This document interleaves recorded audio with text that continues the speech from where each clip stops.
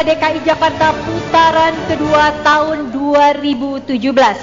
Saya Ira Kusno diberi mandat oleh KPU DKI Jakarta akan bertindak sebagai moderator debat malam ini. Debat diselenggarakan sebagai salah satu bentuk kampanye penajaman visi dan misi pasangan calon sesuai dengan keputusan KPU DKI Jakarta tentang pedoman pelaksanaan pemilihan gubernur dan wakil gubernur DKI Jakarta tahun 2017 putaran kedua, juga peraturan KPU terkait dengan kampanye. Hadirin, perbedaan format debat kali ini dengan putaran pertama adalah diakomodirnya pertanyaan dari publik, tepatnya lewat komunitas, yang akan diajukan secara langsung. Seleksi dan verifikasi komunitas dilakukan oleh para panelis. Hal ini sesuai dengan tema debat, yaitu dari masyarakat untuk Jakarta. Dan tema ini kita turunkan lagi adalah pada isu kesenjangan, penegakan hukum, dan bonus demografi dengan subtema transportasi, permukiman, reklamasi, pelayanan publik, serta usaha mikro, kecil, dan menengah umum (UMKM). Penonton hadirin sekalian, 3 bagian besar debat publik malam ini akan terdiri dari bagian yang berisi pertanyaan dari para panelis. Kemudian pertanyaan dari publik atau komunitas sudah siap di sini. Dan dilanjutkan dengan pertanyaan antar paslon. Baiklah, bapak-bapak dan ibu-ibu sekalian, kita panggilkan bintang kita malam ini, pasangan calon gubernur dan wakil gubernur DKI Jakarta periode 5 tahun mendatang. Pertama saya akan panggilkan paslon nomor urut 2, Basuki Cahayapurnama dan Jarod Saiful Hidayat. Selanjutnya adalah paslon nomor urut 3, Anies Rashid Baswedan dan Sandiaga Salahuddin Uno. Hadirin, kita sambut paslon nomor urut 2 dan nomor urut 3.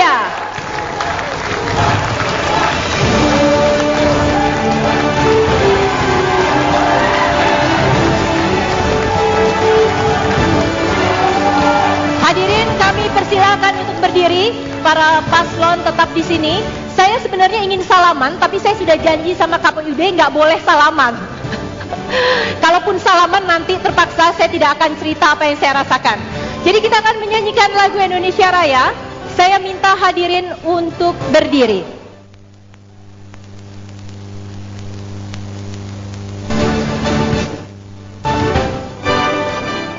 Masing-masing. Baiklah, Ibu dan Bapak, selaku moderator, saya bertugas menyampaikan pertanyaan yang telah disusun oleh para panelis yang dibentuk tim KPU DKI Jakarta. Dan para panelis yang biasanya adalah jumlahnya 4, kali ini menjadi 7 orang. Siapa mereka? Kita segera panggilkan. Yang pertama adalah Siti Zuhro, pengamat politik.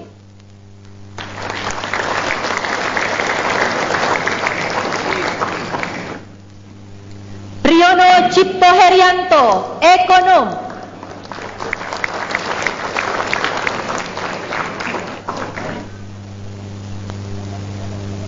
Eni Srihartati, ekonom.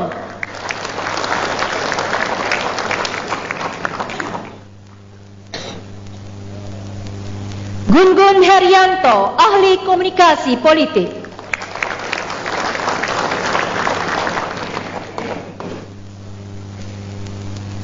Mutia Gani Rohman, sosiolog.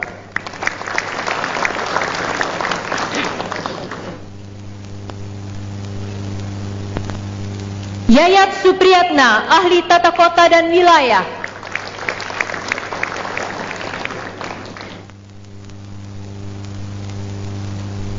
Serta Imam Prasojo, sosiolog.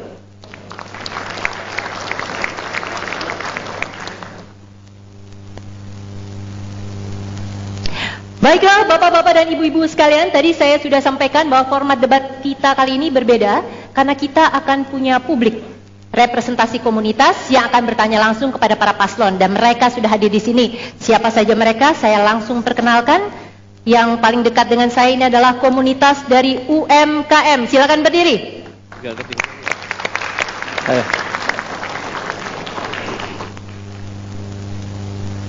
Selanjutnya adalah dari masyarakat transportasi, komunitas transportasi. Silakan berdiri.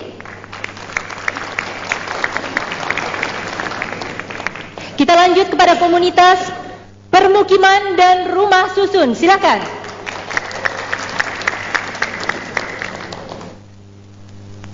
Di sebelahnya adalah komunitas nelayan.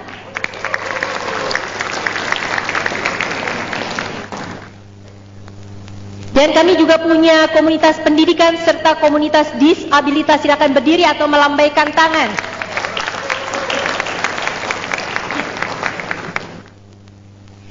Ya, baiklah. Sebelum kita memulai acara malam hari ini, kita akan simak sambutan dari pihak penyelenggara, yaitu KPUD. Untuk itu saya panggilkan Ketua KPU DKI Jakarta, Sumarno. Silakan, Pak. Silakan, Pak Marno. Warahmatullahi wabarakatuh. Selamat malam, salam sejahtera untuk kita semua. Yang sama-sama kita hormati dan kita banggakan, calon gubernur dan wakil gubernur kita nomor urut 2, Bapak Basuki Cahayapurnama dan Bapak Jarod Saiful Hidayat. Yang kita hormati dan kita banggakan, calon gubernur dan wakil gubernur nomor urut 3, Bapak Anies Rashid Baswedan dan Bapak Sandiaga Salahuddin Uno. Bapak Ibu hadirin yang mohon maaf tidak bisa saya sebutkan satu persatu, dan wabil khusus masyarakat Jakarta yang akan menentukan pilihannya untuk menentukan pemimpin 5 tahun yang akan datang, yang saya cintai, dan para pemirsa seluruh tanah air. Syukur alhamdulillah pada malam hari ini KPU Provinsi DKI Jakarta kembali menghadirkan debat pamungkas Pilkada DKI 2017 putaran kedua. Ada beberapa hal yang ingin saya sampaikan secara singkat. Yang pertama, tema debat kali ini sedikit berbeda dibandingkan debat sebelumnya. Begitu juga dengan format debat. Tema sekarang mengangkat dari masyarakat untuk Jakarta. Selama ini para calon gubernur dan wakil gubernur kita telah banyak menyampaikan visi, misi, dan programnya ke tengah-tengah masyarakat selama masa kampanye. Tapi kemudian bagaimana respon masyarakat? Bagaimana program, visi, misi itu menyentuh persoalan-persoalan masyarakat? Kita tentu perlu mengetahui. Nah, oleh karena itulah pada malam hari ini kita hadirkan sebagian dari komunitas masyarakat itu untuk menyampaikan persoalan keseharian mereka kepada calon gubernur dan wakil gubernur yang nanti salah satu pasangan calon dipastikan akan memimpin Jakarta untuk 5 tahun yang akan datang. Oleh sebab itulah ada sedikit perubahan format yang tadi disampaikan oleh moderator, dan moga-moga perubahan format ini memberikan satu kualitas yang lebih baik lagi dari perdebatan yang selama ini kita lakukan, sehingga akan meneguhkan para pemilih yang kemarin di putaran pertama telah memilih pasangan calon, dan kemudian memberikan referensi yang sangat penting bagi para pemilih yang belum menentukan pilihannya pada hari Rabu 19 April yang akan datang. Yang kedua, Bapak sekalian, dari mimbar demokrasi yang sangat penting ini kami ingin sampaikan bahwa berkaca dari Pilkada DKI putaran pertama, mendengar berbagai masukan dari tim pasangan calon, dari Badan Pengawas Pemilu, dari berbagai kalangan masyarakat, perlunya perbaikan peningkatan kualitas pilkada kita di putaran kedua. KPU DKI Jakarta telah melakukan berbagai langkah untuk meningkatkan perbaikan. 2 langkah utama yang dilakukan, pertama adalah penyempurnaan daftar pemilih, dan yang kedua adalah peningkatan kualitas dan kapasitas penyelenggara, khususnya penyelenggara di tingkat bawah di KPPS. Penyempurnaan data pemilih sudah dilakukan sedemikian rupa, dibuka posko-posko pendaftaran di semua 267 kelurahan di wilayah DKI Jakarta, di apartemen-apartemen, di tempat-tempat keramaian yang memungkinkan masyarakat bisa mengkonfirmasikan dirinya apakah namanya sudah tercantum di dalam daftar pemilih atau belum. Dan syukur alhamdulillah selama proses penyusunan daftar pemilih sekitar 1 bulan, maka kemudian ada beberapa perbaikan-perbaikan. Ada penambahan pemilih dan juga ada pengurangan. Penambahan adalah mereka yang memenuhi syarat tapi belum masuk di dalam daftar pemilih. Pengurangan adalah mereka yang tidak memenuhi syarat lagi, seperti misalnya sudah meninggal dunia atau kemudian sudah pindah keluar DKI Jakarta. Dan DPT yang ini yang kemudian kita jadikan sebagai dasar untuk penyelenggaraan pilkada yang dirumuskan bersama, disusun bersama dengan tim pasangan calon dan kemudian juga dengan Badan Pengawas Pemilu.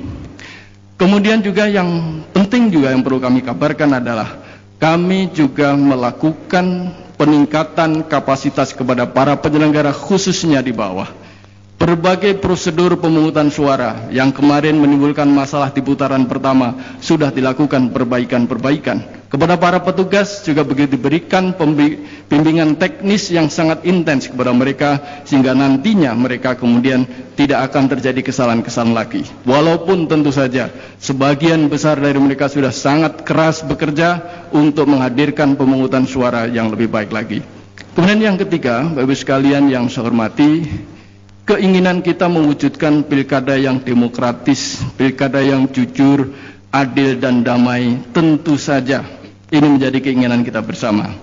Tetapi keinginan ini tidak mungkin hanya dibebankan di pundak KPU, di pundak penyelenggara, tetapi kemudian memerlukan dukungan oleh semua stakeholder yang terkait. Yang pertama tentu saja selain penyelenggara harus memperteguh 3 hal: integritas, netralitas, dan profesionalitas. Yang ini terus menerus kami sampaikan kepada seluruh penyelenggara. Juga yang kita harapkan adalah para peserta pemilihan, tim sukses, tim kampanye, dan juga para pendukungnya. Mereka memiliki andil yang sangat penting untuk mewujudkan pemilihan yang bersih, pemilihan yang demokratis. Oleh karena itulah kemudian mari kami berharap semua pihak kemudian memiliki komitmen yang sama. Betapa pentingnya kita menghadirkan Pilkada DKI putaran kedua 19 April yang akan datang itu dengan kualitas yang lebih baik lagi. Terlalu mahal harganya kalau kemudian Pilkada DKI 2017 putaran kedua nanti tercidrai oleh nilai-nilai demokrasi. Oleh karena itu kemudian mari kita bersama-sama menghadirkan Pilkada DKI kita yang lebih baik. Kemudian yang ketiga, Bapak Ibu sekalian, tentu saja selama penyelenggaraan pilkada banyak pihak yang telah berperan dan juga dalam penyelenggaraan debat ini banyak sekali pihak-pihak yang kemudian telah memberikan kontribusinya. Oleh karena itu atas nama KPU Provinsi DKI Jakarta kami mengucapkan terima kasih. Yang pertama kepada para panelis yang berhari-hari berkali-kali mengadakan pertemuan merumuskan format debat dan kemudian merumuskan pertanyaan-pertanyaan yang sepenuhnya kita serahkan kepada panelis.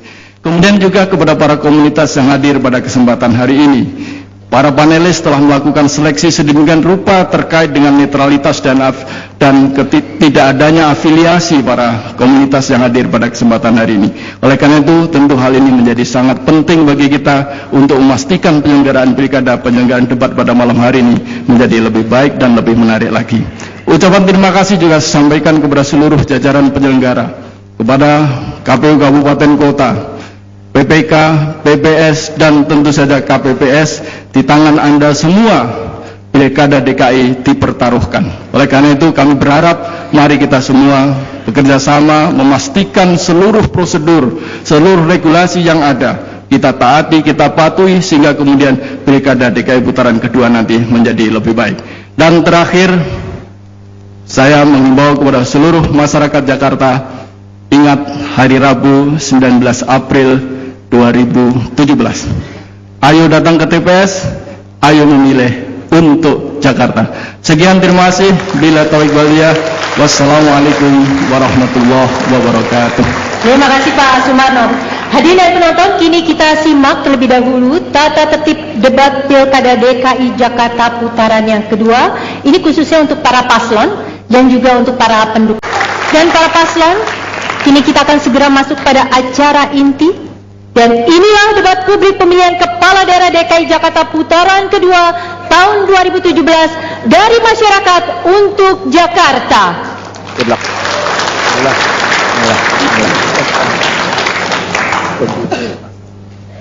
Para paslon harap bersiap. Pada bagian pertama ini akan ada pertanyaan yang harus dijawab oleh Anda masing-masing dalam waktu tertentu. Kemudian jawaban tersebut akan saling ditanggapi oleh paslon lainnya. Boleh melakukan kritik ataupun argumen jika berbeda. ataupun menunjukkan dengan lebih jelas mengapa program atau solusi yang Anda tawarkan lebih baik dibanding paslon lainnya. Siap untuk mendengarkan? Sesuai ketentuan, anggaran pendapatan dan belanja daerah APBD yang disusun pemerintah daerah harus mendapat persetujuan dari DPRD. Berkaca dari kasus yang pernah ada, alotnya pembahasan disebabkan oleh sikap oknum DPRD yang meminta semacam kompensasi sebagai syarat menggolkan proyek-proyek yang diusulkan. Pertanyaannya adalah, dalam waktu 2 menit, jelaskan bagaimana Anda akan menyikapi hal tersebut, tetapi seminimal mungkin membuat RAPBD serta program pelayanan publik yang Anda usulkan terhambat oleh sikap penolakan dari sejumlah fraksi di DPRD. Paslon 2 terlebih dahulu. Paslon 2 terlebih dahulu, waktunya adalah 2 menit. Silakan. Terima kasih. Bagi kami sebetulnya tidak terlalu susah, karena kami mengalami sendiri kejadian tahun 2015. Nah, yang paling penting adalah bagaimana kita membuat transparansi. Dari usulan masyarakat sudah menggunakan e-Musrembang. Jadi semua data bisa dilihat di Smart City. Ini siapa yang usul untuk apa, sehingga waktu naik ke kecamatan tidak bisa hilang. Nah, persoalan ke DPRD, kita jangan suuson kepada semua anggota dewan, karena banyak anggota dewan juga yang baik sebetulnya. Hanya oknum tertentu saja yang ada kepentingan. Tapi setelah kita jelaskan situasi sekarang, tidak mungkin kita belanja sesuatu barang yang tidak berguna untuk masyarakat. Kita bisa ingat dulu APBD DKI menghabiskan banyak uang, tapi masyarakat nggak pernah merasakan. Kita masih ingat dulu kalau orang sakit bisa di rumah nggak berani berobat, karena hanya diganti 10%, 20%, 50%. Nah, dengan penghematan uang seperti ini, uang buat anak-anak sekolah pun sudah kita tingkatkan. Satu anak bisa dapat 600.000, 7,2 jutaan satu tahun. Tentu ini semua karena penghematan-penghematan yang berhasil kami lakukan. Nah, saya kira hal-hal itulah, ini waktunya nggak jalan. Nggak apa-apa. Kita lanjut, Pak. Ya, udah. Jadi prinsip kami, dan ada satu pasal juga yang pelajaran yang kita lakukan di tahun 2015. Apa itu? Ketika tidak ada kesepakatan dengan Dewan, maka ada undang-undang mengatur kepala daerah boleh mengeluarkan peraturan kepala daerah atau pergub. 15 second lagi, Pak. Itu yang kami lakukan. Sehingga melalui peristiwa itu dengan Dewan, akhirnya kita ada kesepakatan 2016 sama-sama sepakat membuat Perda APBD. Nah, itulah yang dinamika yang kami alami. Terima kasih. Ya, baik. Masih ada waktu. Cukup, Pak Jarod, karena ini memang ada masalah teknis. Kurang lebih tadi sudah mencapai titik akhir. Saya persilakan paslon 3 menanggapi. Waktunya adalah 1 menit 30 detik. Sebagai gubernur yang berinteraksi dengan DPRD, maka Jakarta bukan satu-satunya gubernur. Ada puluhan gubernur, ada ratusan wali kota, ratusan bupati. Dan apa yang terjadi, prinsip utama dalam menyusun APBD, nomor 1, lihat RPJMD, nomor 1. Yang kedua, aspirasi warga yang terkait dengan periode itu. Yang ketiga, di dalam proses penyusunannya, transparansi, komunikasi, saling menghormati, dan di dalam kita menegosiasikan konten dari RAPBD, kita harus bisa menunjukkan di mana letak kepentingan warga dan komunikasikan dengan warga dengan sebaik-baiknya. Yang sering terjadi sebenarnya bukan semata-mata perdebatan soal kepentingan 1-2 orang. Itu ada di mana-mana. Di mana-mana, di DPRD manapun, di DPR manapun, di parlemen manapun, di seluruh dunia. Yang menjadi masalah adalah bagaimana pemimpin bisa merangkul. Kami justru nanti akan mendekati DPRD dengan rasa hormat, bicarakan dengan baik-baik, tidak mengorbankan prinsip, dan penjaga terbaik adalah transparansi. Laporkan pada publik, sampaikan pada publik tanpa merendahkan pada siapapun. Insya Allah akan mendapat solusi dari kemacetan-kemacetan. Waktunya habis, Pak Anies. Paslon 2 kami persilakan kembali menanggapi dalam waktu 1,5 menit.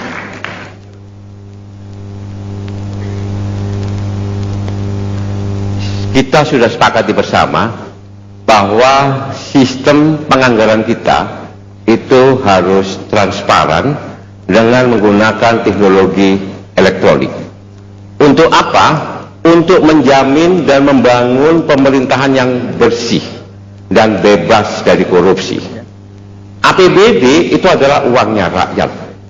Oleh karena itu, ketika kita berkomunikasi dengan teman-teman di legislatif, selalu kita sampaikan, mari kebiasaan-kebiasaan lama yang dulu pernah ada, dengan misalnya mengambil alokasi anggaran untuk kepentingan-kepentingan yang tidak bermanfaat pada masyarakat harus dihentikan. Kita harus mempertanggungjawabkan APBD ini kepada rakyat dan kemudian mengelola APBD ini sebesar-besarnya untuk membantu rakyat, terutama warga miskin. Dengan menyelamatkan APBD ini, kami bisa membantu lebih dari 700 anak-anak dapat KJP. Kemudian kami juga bisa memberikan jaminan sosial menyeluruh, memberikan berbagai macam subsidi kepada masyarakat. Artinya apa? Artinya APBD harus diselamatkan. Di samping itu, infrastruktur juga kita bangun dengan baik. Perubahan sudah kita letakkan dan sebentar lagi akan kita selesaikan dengan baik. Terima kasih. Ya, kita boleh tepuk tangan untuk kedua paslon. Baiklah penonton, hadirin sekalian, suasana masih belum panas di segmen awal ini, tetapi segmen berikutnya akan ada wakil dari komunitas yang bertanya mengenai masalah real mereka. Siapa yang paling mampu menjawab di antara kedua paslon ini? Simak dalam segmen berikutnya sesudah jeda komersial berikut ini. Netizen, hadirin para paslon, kita masuk ke segmen 2. Peraturannya masih sama dengan sesi sebelumnya. Akan ada pertanyaan yang harus dijawab oleh masing-masing paslon dalam waktu tertentu. Kemudian jawaban-jawaban tersebut akan saling ditanggapi oleh pasangan calon lainnya. Sudah siap? Saat ini untuk melindungi kesehatan warga Jakarta telah dilakukan berbagai macam program. Namun belum ada program yang tampaknya berhasil mengatasi sumber penyakit secara efektif. Contoh sederhana, data BPS 2015 menunjukkan buruknya sanitasi di mana lebih dari 1 juta warga Jakarta belum berjamban sehat. Sementara laporan terbaru koalisi Smoke Free Jakarta menunjukkan ada sekitar 70% tempat umum yang melanggar perda kawasan dilarang merokok. Artinya mereka yang tidak merokok terancam kesehatannya, sementara yang merokok tetap dibayar jaminan kesehatannya jika mereka sakit. Pertanyaannya adalah untuk paslon 3 dalam waktu 2 menit, bila Anda terpilih, terobosan kebijakan apa yang akan dilakukan agar masalah kesehatan bukan hanya dibereskan dari sisi kuratif atau pengobatan, namun lebih ke arah pencegahan akar masalahnya. Silakan. Kita menginginkan setiap keluarga di Jakarta merasa bersyukur bahwa tinggal di Jakarta membuat keluarga jadi sehat. Dan itu artinya pemerintah dan seluruh masyarakat menyadari pentingnya gaya hidup sehat, mencegah dari berbagai macam penyakit, baru kemudian bicara mengenai pengobatan bila sakit. Memang selama ini, bukan hanya di Jakarta, di banyak tempat fokusnya pada pengobatan. Nah, ketika kita bertugas, maka fokus kita adalah kesehatan warga dan kesehatan lingkungan. Kita akan merekrut tenaga-tenaga medis yang akan berkeliling di kampung-kampung memastikan bukan saja keluarga sehat, lingkungannya juga sehat, dan mendeteksi potensi-potensi masalah. Tidak boleh di Jakarta ada anak kelaparan. Saya datang di sebuah tempat di Jakarta Utara, tempatnya dekat Koja, seorang nenek yang ketika ditemui bukan saja renta, tapi mengatakan, lapar saya Pak. Ini tidak boleh terjadi jika kita memiliki petugas ini mendeteksi. Lalu yang kedua, dari sisi penyelenggaraannya, pemerintah akan memastikan bahwa ketika ada masalah, ada dukungan sumber daya, personalia untuk menyelesaikannya. Jadi mereka yang berkeliling, mereka memastikan pulang tak kembali tanpa dukungan, justru dibereskan. Bila ini kita kerjakan, maka aspek pengobatan yang sering kemudian muncul menjadi problem karena kepadatan luar biasa, justru bisa kita cegah sama-sama. Konsentrasinya pada memastikan warga sehat, lingkungan sehat, dan memiliki personalia yang hadir di tempat itu. Demikian. Baik, langsung saja kepada paslon 2 untuk menanggapi. Waktu Anda adalah 1,5 menit. Silakan.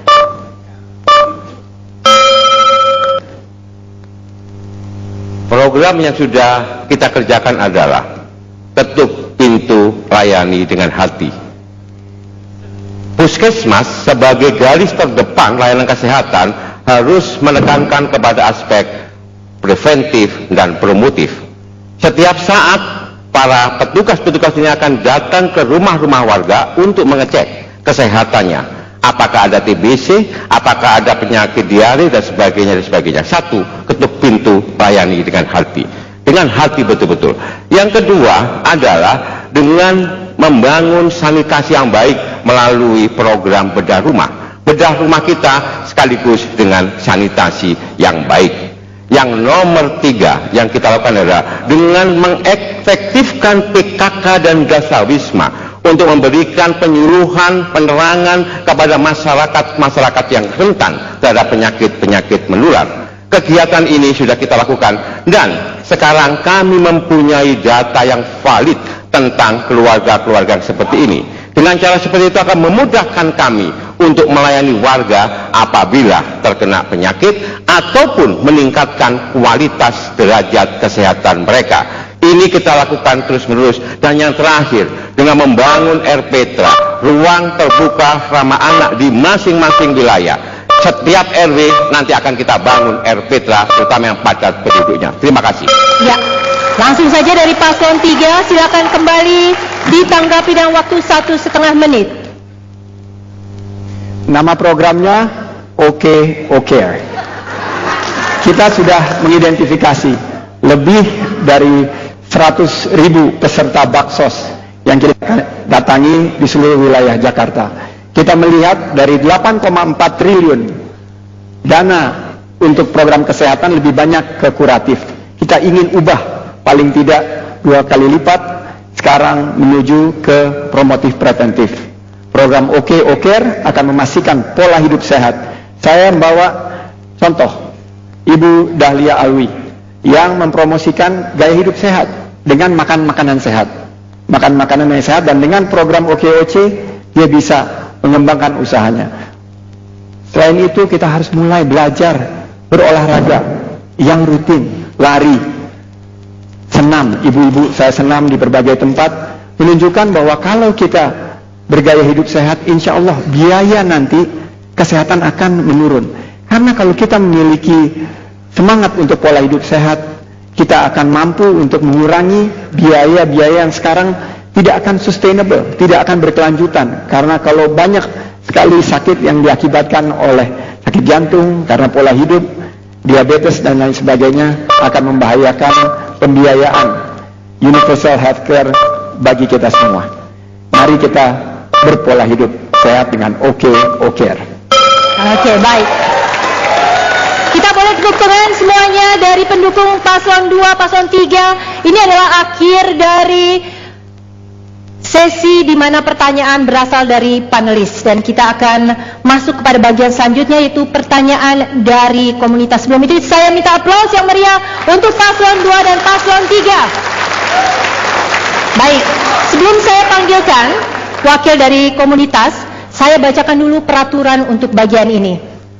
Yang pertama, masing-masing komunitas diberi kesempatan mengajukan hanya 1 pertanyaan yang sama kepada paslon. Pertanyaan disampaikan oleh 1 orang dari perwakilan komunitas. Materi pertanyaan akan diambil dari wadah khusus yang tampak di depan mereka. Mereka akan mengambil seperti undian sehingga mereka sendiri tidak tahu mana yang akan dijadikan pertanyaan. Sekian banyak pertanyaan diolah bersama dengan tim panelis, ditaruh di dalam wadah itu. Paslon akan diberi waktu bergantian untuk menjawab dan kemudian menanggapi jawaban paslon lainnya. Baik, kita akan langsung mulai. Saya minta pada kesempatan yang pertama, silakan perwakilan dari komunitas atau masyarakat UMKM. Silakan diambil dulu. Boleh, Ibu? Ya. Sebelum dibacakan, harap disebutkan namanya.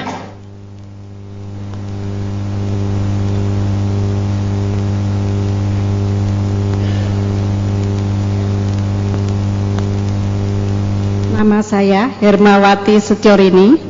Saya mau bertanya, Pak Cagup, dari dulu kami pengusaha kecil selalu memiliki masalah soal permodalan. Walaupun saat ini memang ada program KUR dengan bunga yang lebih rendah dan katanya bisa tanpa agunan. Tapi kenyataannya kami tidak bisa mendapatkan KUR tersebut karena bank tetap minta agunan. Kalau Bapak terpilih, kira-kira terobosan apa yang Bapak bisa lakukan untuk membantu kami supaya masalah ini bisa diatasi? Terima kasih. Ya, terima kasih. Itu dari komunitas UMKM. Kita boleh tepuk tangan.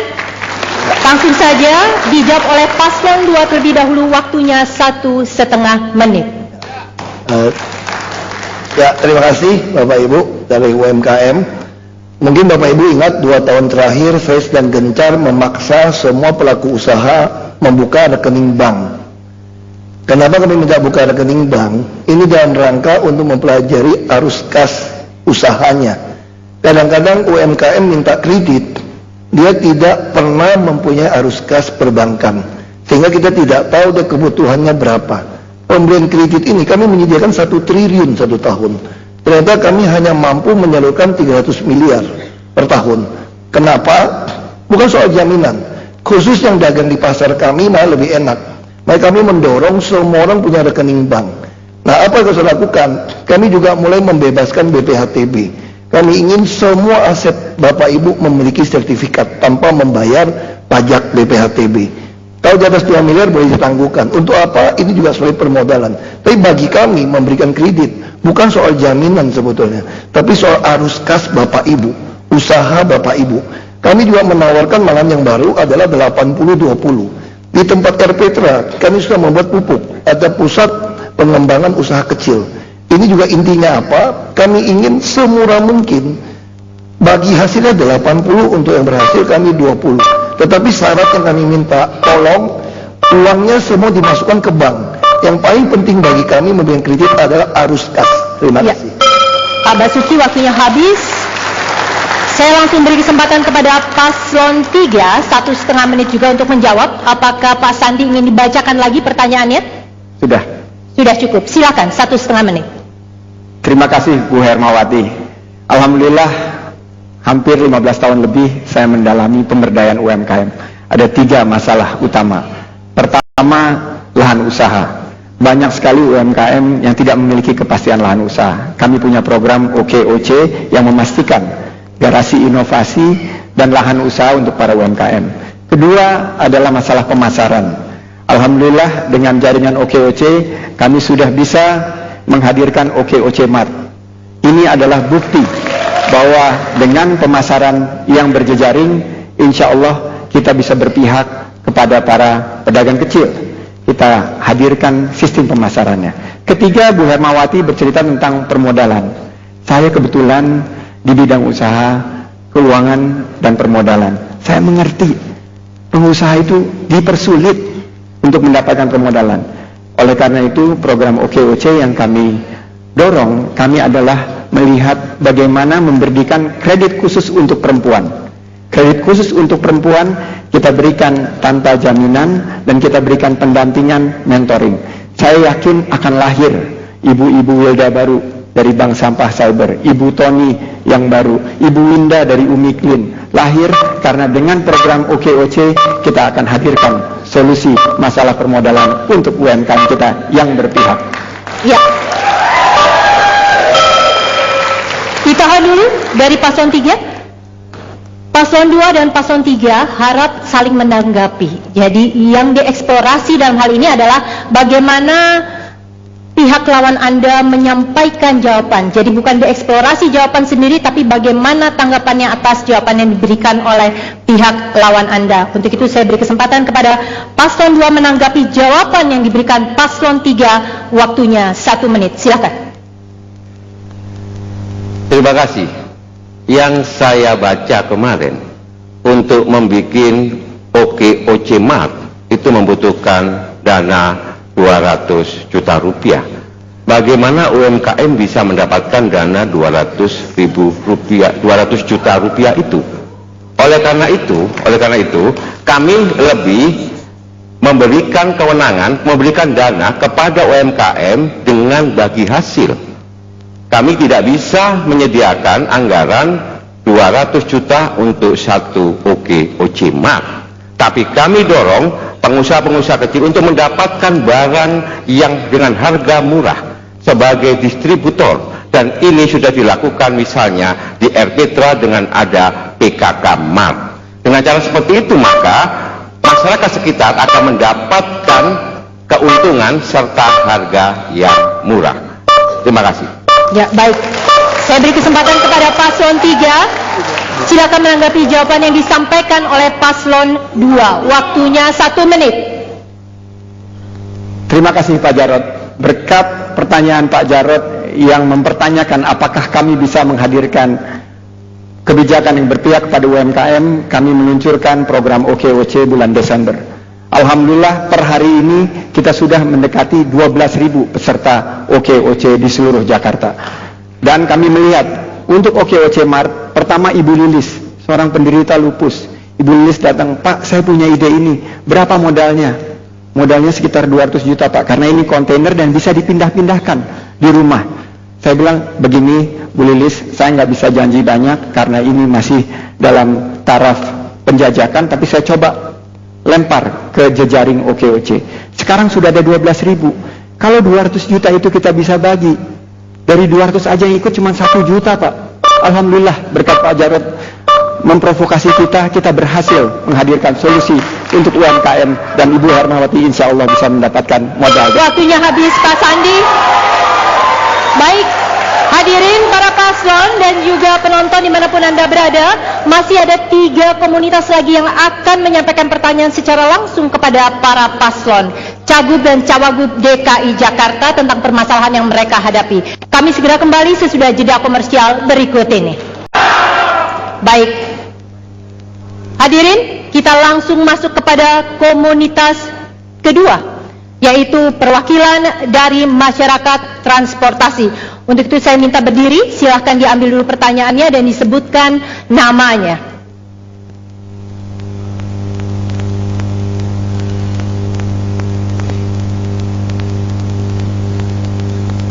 Yang akan menjawab terlebih dahulu adalah paslon 3.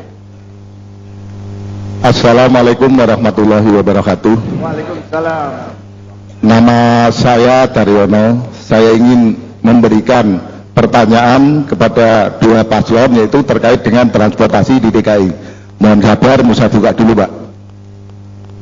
Ya, Pak Daryono menunjukkan bahwa memang itu sistemnya undian ya Pak ya.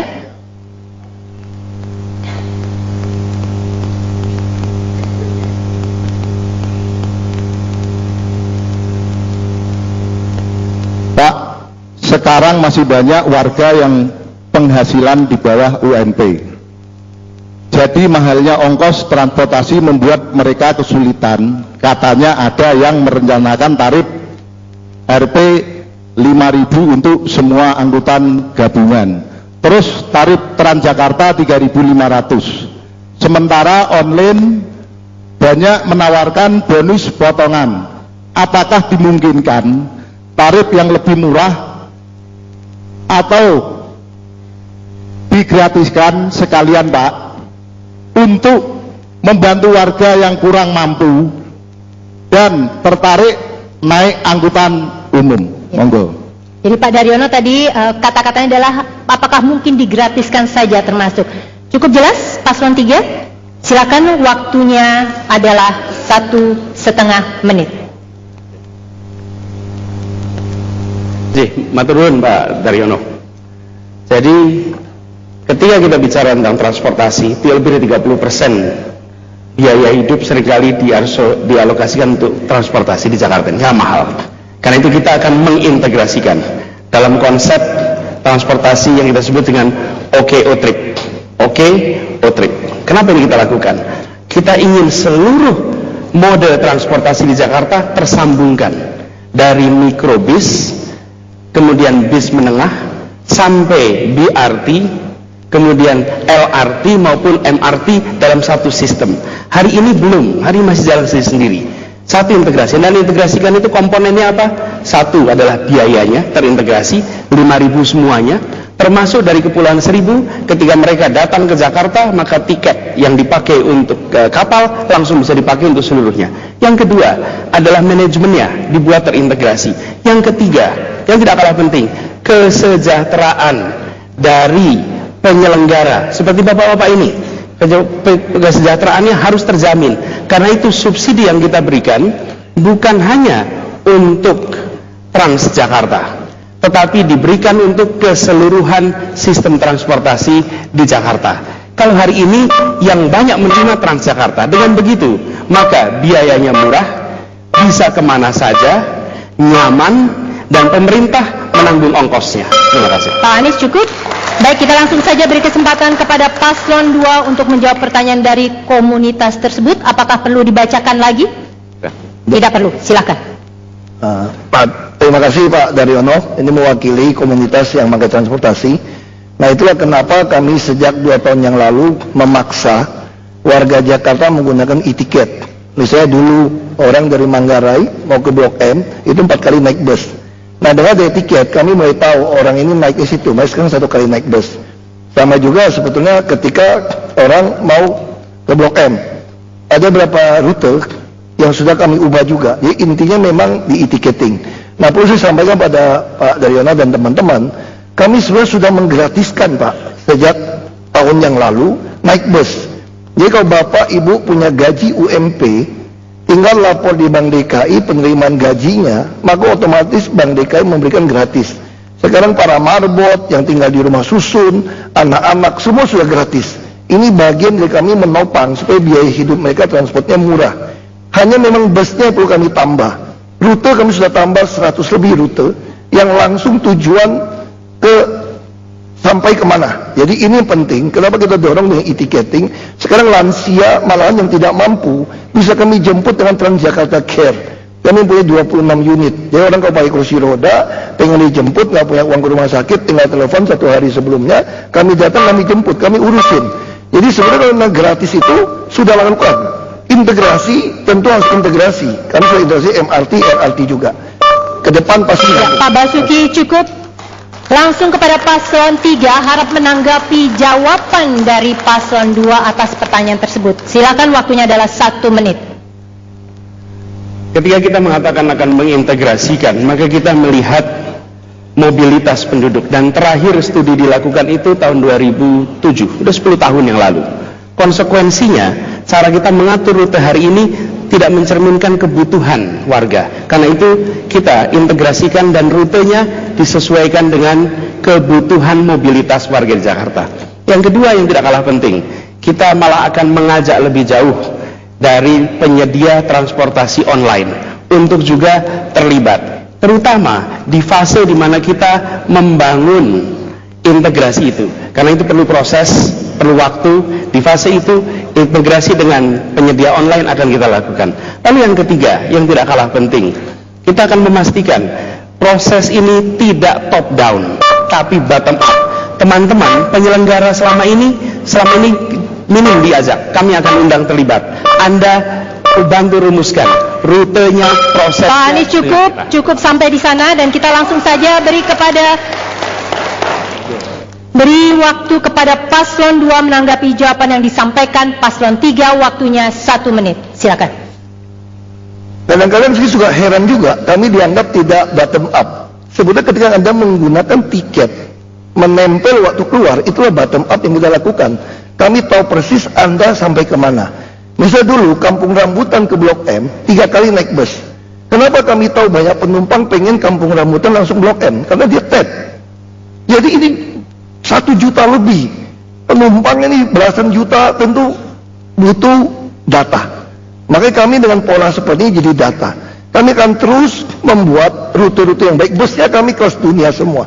Bahkan bus kami yang baru-baru ini, show breakernya pun bisa miring, supaya yang pakai kursi roda itu bisa rata. Kalau nggak dia langsung meluncur.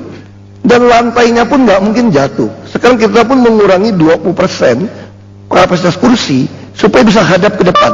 sehingga perempuan mempunyai ruang yang nyaman di dalam bus. Busnya semua sangat standar. Kenapa lambat? Karena kami ingin produksi karoseri lokal. Itu aja masalah. Ya, Pak Basuki, kita cukupkan sampai di sana dan kita tepuk tangan untuk jawaban paslon 2, paslon 3 dan juga masyarakat transportasi. Baik, kini kita lanjut kepada komunitas yang ketiga. Adalah komunitas rumah susun dan toilet untuk semua keluarga. Jadi tadi saya sebut permukiman, ternyata ada yang secara spesifik yaitu rumah susun dan toilet untuk semua keluarga. Silakan perwakilannya mengambil pertanyaan untuk undian, kemudian disebutkan namanya. Terima kasih buat Mbak Ira. Assalamualaikum warahmatullahi wabarakatuh. Nama saya Soekarto, nama topnya Karto ya. Saya pengen bertanya kepada kedua kandidat calon gubernur, Pak, kami ini warga rusun Jatinegara yang direlokasi akibat normalisasi Kali Ciliwung. Kami menderita tidak saja secara ekonomi tapi juga secara mental. Kami benar-benar merasa drop. Saat ini kami tinggal di rusun yang sering bocor, padahal kami harus menanggung beban biaya bulanan terus menerus. Bila Bapak terpilih, apakah Bapak tega untuk terus menerus membebani kami biaya rusun yang bocor ini? Terima kasih, Pak. Ya, yang bertanggung jawab adalah paslon 2. Pertanyaannya cukup jelas. Baik, waktunya adalah 1,5 menit. Terima kasih Pak Harto. Memang harus kita akui, beberapa rusun yang dibangun dengan kontraktor yang maling itu berakibat seperti itu. Makanya sekarang kenapa kami memperlambat, kami lebih baik pilih yang mutu yang baik. Kalau Bapak perhatikan rusun-rusun Bapak tinggal, kalau soal tidak bayar bagaimana? Memang rusun itu tidak bayar sebetulnya Bapak, Ibu. Rusun itu tidak bayar, ini hanya kontribusi untuk pemeliharaan lingkungan. Itu pun kami subsidi 80%. Nah, yang tidak mampu bayar beberapa sudah kami bayarkan lewat basis juga lewat operasional saya sebetulnya. Tapi setelah kami teliti, hanya 30% yang tidak mampu bayar, 70% itu tidak mau membayar. Nah, ini yang sedang kita lagi bantu, termasuk kita akan bangun di Ciangir. Harus kita akui waktu kami memindahkan itu, ada unsur sosial yang kami tidak perhatikan waktu itu. Misal contoh, tadi bisa pinjam cabai, pinjam minyak goreng, waktu pindah tetangganya berubah. Nah, sekarang untuk yang pindah baru, dia boleh sama-sama tinggal di satu lantai. Nah, ini yang kami lakukan, termasuk tempat dagang. Kami mulai pikirkan sekarang untuk membongkar pagar-pagar rusun seperti Jatinegara, supaya membangun kios-kios dagang. Nanti ke depan, semua rusun kami itu, kios dagang itu di tepi jalan, sehingga mobil yang lewat bisa mampir. Inilah yang kami harus akui, ada kesalahan desain yang masa lalu, yang terus kami perbaiki sekarang. Saya mohon maaf dan saya harap Bapak Ibu bisa bersabar. Pak Basuki cukup, langsung saja saya beri kesempatan paslon 3 waktunya 1,5 menit menjawab pertanyaan dari komunitas rumah susun tadi. Apakah perlu diulang pertanyaannya? Cukup, kita cukup. Silakan. Ini pertanyaan yang sering muncul ketika kita bertemu dengan warga rumah susun. Hamzah dari Bukit Duri yang pindah juga ke rumah susun menceritakan penderitaan dimulai ketika masuk rumah susun. Karena itu kenapa konsep kita adalah menata kampung, dan kita perhatikan dalam memimpin, membawa hati. Gubernur ini bukan sekedar melaksanakan peraturan, membuat peraturan, bukan. Gubernur ini pemimpinnya rakyat. Rakyat itu saudaranya. Karena itu penderitaan rakyat adalah penderitaan gubernurnya. Bukan dipandang penderitaan rakyat sebagai kelompok orang saja. Tidak bisa. Ini bukan statistik. Ini adalah manusia yang punya hak hidup yang sama di Jakarta. Karena itu kenapa kami ingin hadir memimpinnya dengan hati. Karena problem yang seperti ini, solusinya kenapa kita buatkan program perumahan dengan DP 0 rupiah, supaya warga di kampung-kampung yang hari ini kampungnya sempit. Saya datang kampung Krukut, 4 km dari balai kota. Di sana padat sekali, sempit, kamar mandi pun berbarengan di depan. Kita tata ulang, lalu mereka diberikan akses pada apa? Pembiayaan, sehingga bukannya dipindahkan ke tempat jauh, diberikan solusi di situ dan diberikan hak untuk memiliki rumah di tempat itu dengan pembiayaan 0 rupiah DP-nya. Terima kasih. Ya, baik, langsung saja Paslon 2 menanggapi jawaban yang diberikan oleh Paslon 3 tadi dalam waktu 1 menit. Silakan. Matur Subhanun Pak Karto. Kami sudah ke Rusun Jatinegara. Memang ada beberapa yang komplain tentang persoalan yang disampaikan. Sekarang begini, mari kita bandingkan. Sekarang kondisi Kampung Pulau seperti apa, sudah indah. Mereka yang masuk Rusun Jatinegara itu mendapatkan banyak fasilitas, mulai KJP, KJS, permodalan, bis Transjakarta gratis, ada feeder bus ya. Jadi banyak sekali yang dimanfaatkan. Oleh sebab itu, kami mohon dengan sangat, kami tidak bisa memuaskan semua orang. Pasti ada yang komplain. Dengan permohonan maaf, kami akan berusaha memperbaiki kalau ada yang bocor-bocor. Meskipun itu dulu yang membangun adalah PUPera, tapi kami tanggung jawab untuk membuka yang bocor. Dan itu rusunnya adalah 30 meter persegi yang cukup layak untuk warga kita, saudara kita yang ada di Kampung Pulau. Terima kasih. Ya, langsung saja Paslon 3 menanggapi apa yang disampaikan oleh Paslon 2, waktunya 1 menit. Jadi dibutuhkan warga di sini sebenarnya solusinya. Karena itu kenapa kita melihat persoalan ini, kita bayangkan seseorang tinggal di Jakarta, sebutlah 40-50 tahun sejak kedatangannya. Ada periode di mana mereka menggunakan rumah susun seperti yang Anda sudah miliki sekarang, rumah susun. Di tempat itu kami akan pastikan yang sudah tinggal di sana penyelenggaraannya baik, manajemennya baik, dan itu artinya ada transparansi, siapa yang mengelola, siapa yang bertanggung jawab bila ada masalah, dan menggunakan alat digital untuk bisa ada monitoring yang baik. Tapi tidak cukup. Ke depan lewat program OKOC ada peningkatan kesejahteraan. Lalu yang kedua, itu yang kalah penting, dari situ pindah naik kelas untuk memiliki rumah sendiri, baik rumah tapak ataupun rumah susun, tetapi memiliki rumah. Dan ini yang kita siapkan. Solusinya adalah manajemen lebih baik, peningkatan kesejahteraan, dan punya rumah sendiri. Ya, Pak Anies, kita cukup sampai di sana dan kita beri tepuk tangan untuk jawaban Paslon 2, Paslon 3, dan komunitas rumah susun dan toilet untuk semua keluarga. Baiklah, hadirin para paslon, kita masuk kepada komunitas keempat, yaitu komunitas nelayan. Silakan perwakilannya untuk maju mengambil undian pertanyaan, disebutkan siapa namanya. Assalamualaikum warahmatullahi wabarakatuh. Kami Iwan dari nelayan. Pak, kami nelayan sudah tinggal di pantai Jakarta turun-temurun. Apakah kehidupan kami sebenarnya diikuti oleh atau saya tidak? Boleh bantu ya Pak? Apakah kehidupan kami sebenarnya diakui atau tidak? Betul itu yang mau disampaikan? Ya. Ya, lanjut Pak. Jika iya, apakah kebijakan pemerintah DKI itu masa depan kehidupan kami? Saya merasakan hal ini karena merasa program lain kayaknya reklamasi lebih diperhentikan, sementara kehidupan kami nelayan diabaikan. Ya, baik. Apakah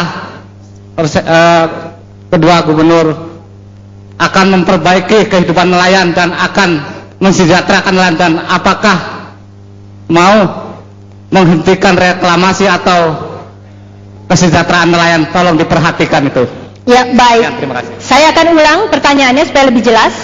Intinya adalah mereka mempertanyakan sudah turun-temurun, tapi sebenarnya mereka diakui atau tidak. Jika iya, apa kebijakan pemerintah DKI untuk masa depan kehidupan mereka? Mereka merasa bahwa program lain seperti reklamasi lebih diperhatikan, sementara kehidupan mereka diabaikan. Baik, saya beri waktu 1,5 menit, dijawab terlebih dahulu oleh Paslon 3. Silakan.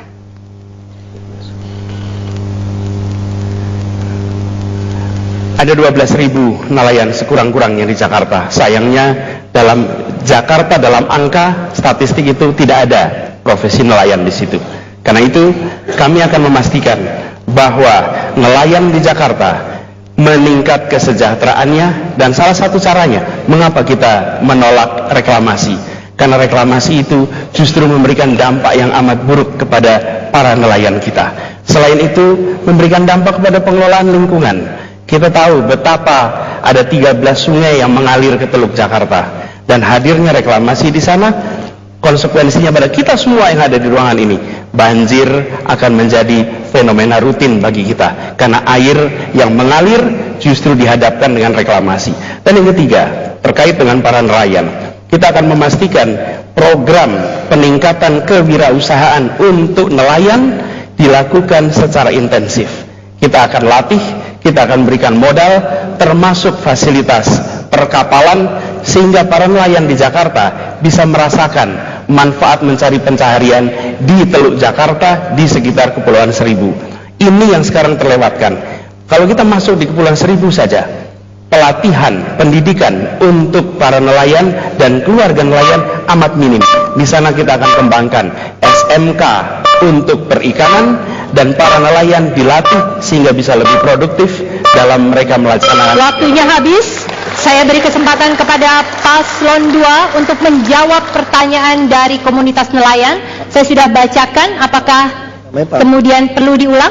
Namanya Pak apa tadi? Namanya silakan Pak. Pak Triman. Pak Triman. Iwan. Pak Iman. Ya, silakan.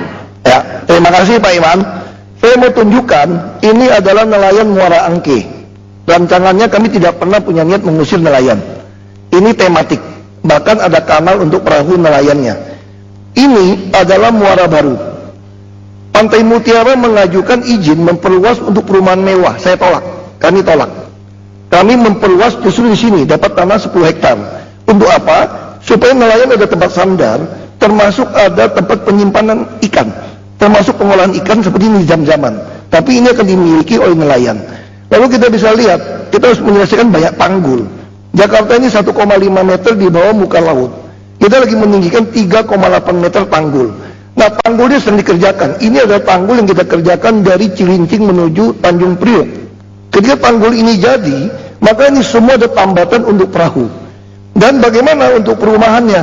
Perumahannya akan kami taruh di tepinya, di tepi tanggul. Semua nelayan akan tinggal di tepi tanggul, perahunya di sini.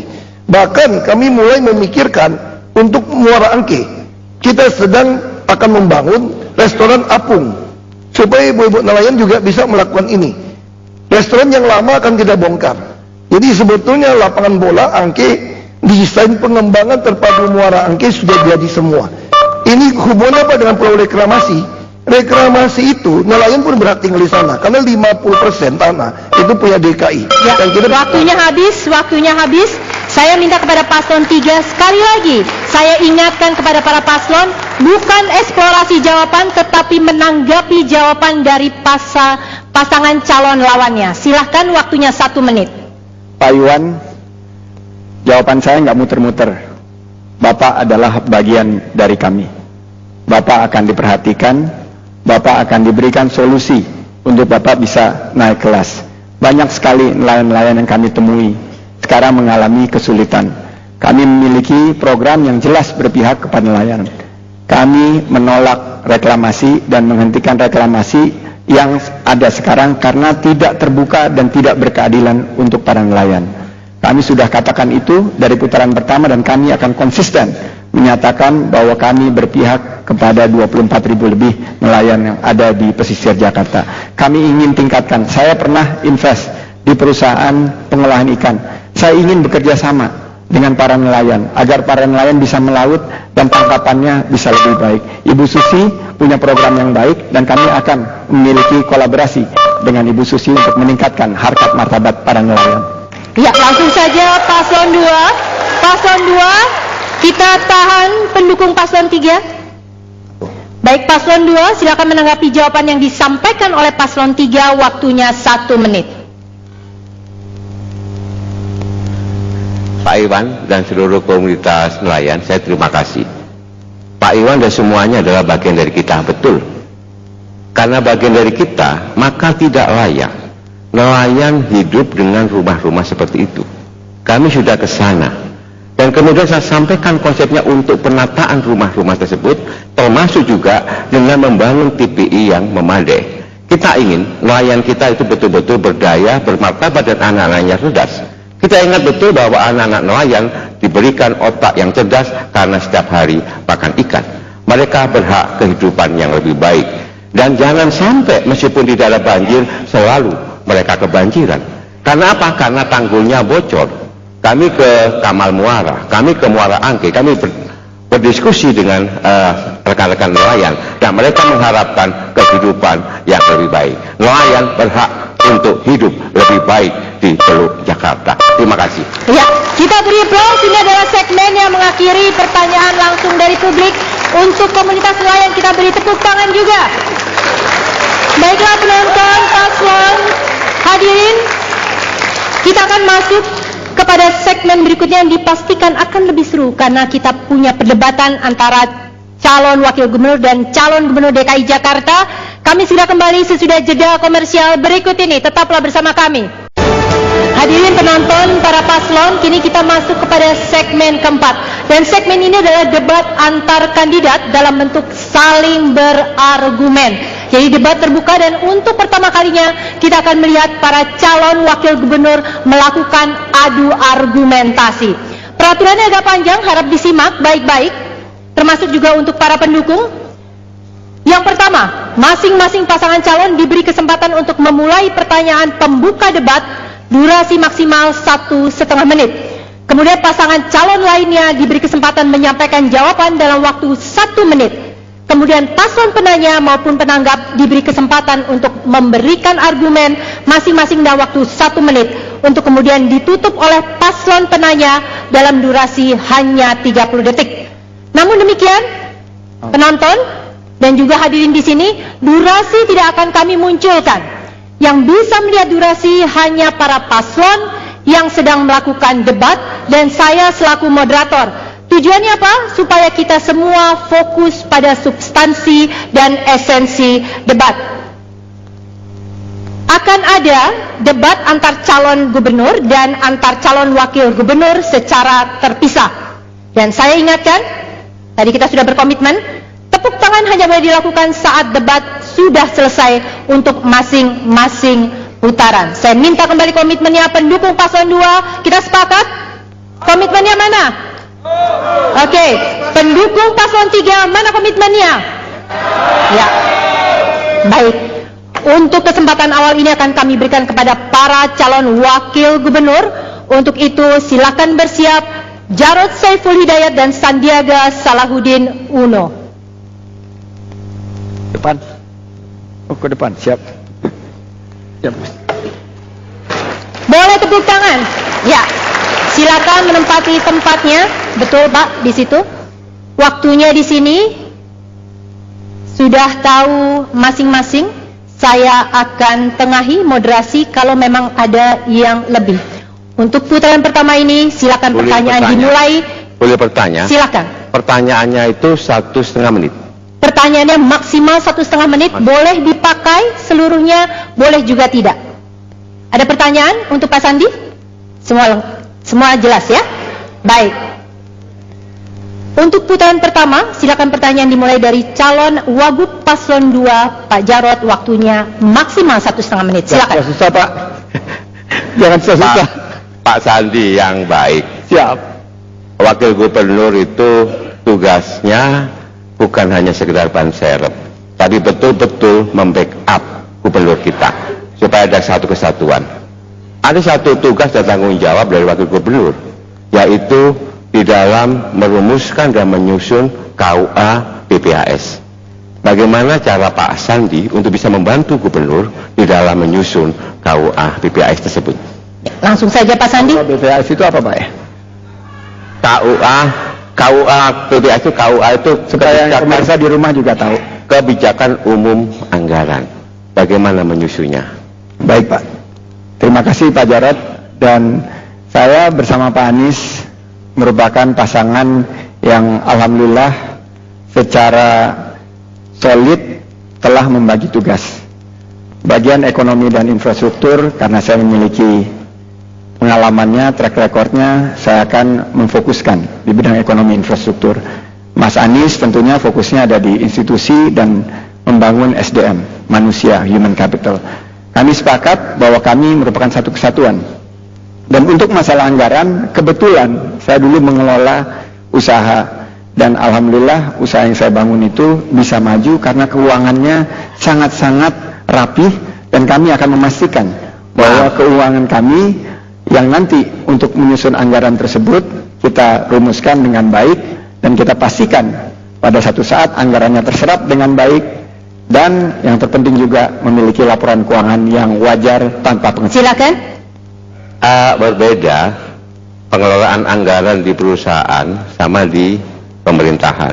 KUA itu kebijakan umum anggaran yang harus dirumuskan yang diajukan ke Dewan.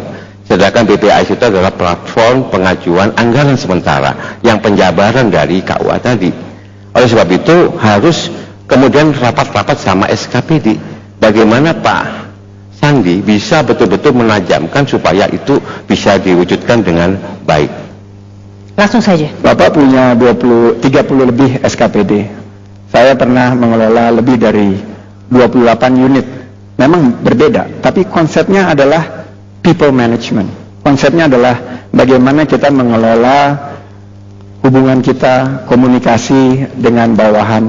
Saya memiliki konsep bahwa saya nggak pernah ada di kantor, Pak. Ya. Jadi saya terus ke kantor anak-anak buah saya, dan saya selalu menyamaratakan mereka. 3 hal yang selalu saya dorong.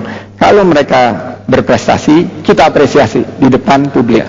Kalau mereka belum berprestasi, kita berikan motivasi. Tapi kalau mereka nyolong ketahuan, ya harus kita amputasi ya. Jadi begini, saya sampaikan berbeda karena di dalam menyusun KUA PPAS itu harus juga merangkum pendapat musrenbang melalui musrenbang. Tidak bisa secara sendiri, dan khusus untuk APBD orientasinya bukan sekedar kepada profit making, mencari keuntungan, tapi pelayanan yang baik. Oleh karena itu, supaya anggaran itu bisa dilaksanakan dengan baik, kita harus intensif untuk mengikuti musrenbang dan diskusi dengan SKPD. Karena memang kita stop di sana karena waktunya sudah habis. Kata penutup adalah dari pihak paslon 2. Kita beri tepuk tangan untuk debat yang pertama antara calon wakil gubernur. Ya. Kita masih punya putaran kedua. Kali ini sama. Dimulai dengan calon wakil gubernur paslon 3 mengajukan pertanyaan maksimal 1,5 menit. Silakan. Pak Jarod, ya. Di sini lebih dari 4 komunitas yang hadir, juga banyak warga Jakarta yang sekarang H2C, harap-harap cemas karena sebentar lagi mau masuk Lebaran dan biasanya harga bahan pangan itu melonjak tinggi. Saya waktu mulai proses ini 18 bulan belum ada Pak Anies dulu, masih saya sama teman Ahok waktu itu. Oh ya. Itu harga cabai masih sekitar angka 50.000.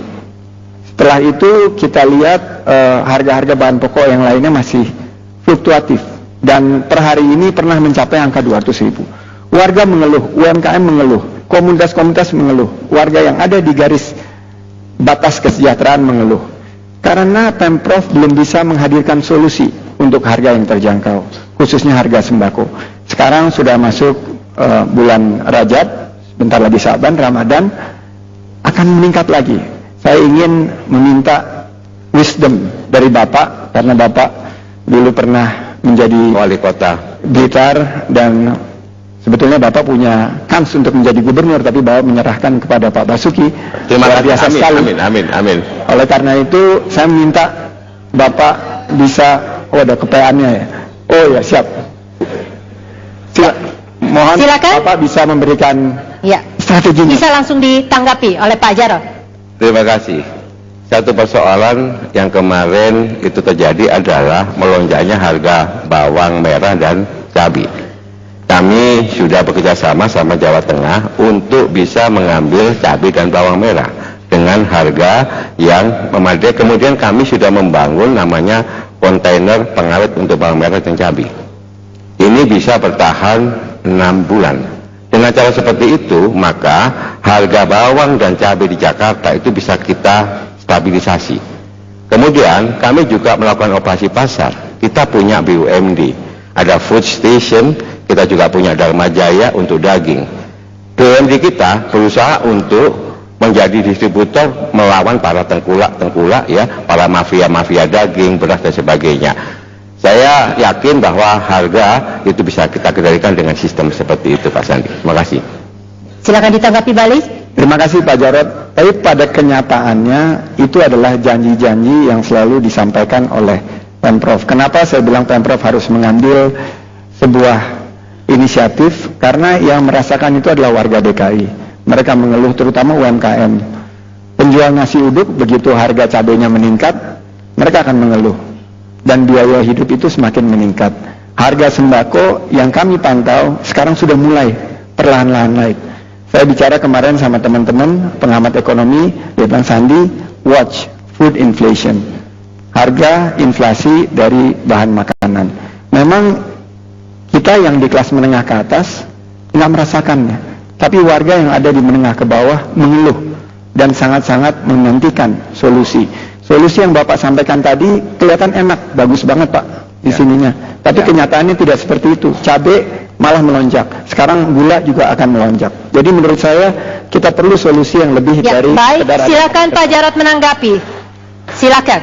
Begini, justru yang kita lakukan adalah mensubsidi kelompok-kelompok menengah ke bawah melalui operasi pasar. BUMD kita itu melakukan operasi pasar dengan mensubsidi harga daging. Penerima KJP itu bisa beli daging itu 1 kilo 35.000, ayam 10.000, beras 6.000 dengan kualitas premium. Subsidi untuk mereka-mereka yang tidak mampu sambil mengendalikan harga. Kami berusaha betul agar inflasi di Jakarta ketika mendekati Idul Fitri misalnya ya, itu bisa kita jaga. Inilah kita bentuk tim pengendali inflasi daerah, TIPD. Dan ini kita lakukan terus. Yang kemudian ini memang sedang kita bangun. Oh, belum jadi? Sedang kita bangun, belum. Ini sedang kita bangun. Oleh sebab itu kemarin saya ke Jawa Tengah untuk berbicara sama Gubernur Jawa Tengah, sama petani Brebes. Ini akan kita bangun. Dan kemudian pasar-pasar grosir kita itu sedang kita bangun di Kramat Jati. Ya.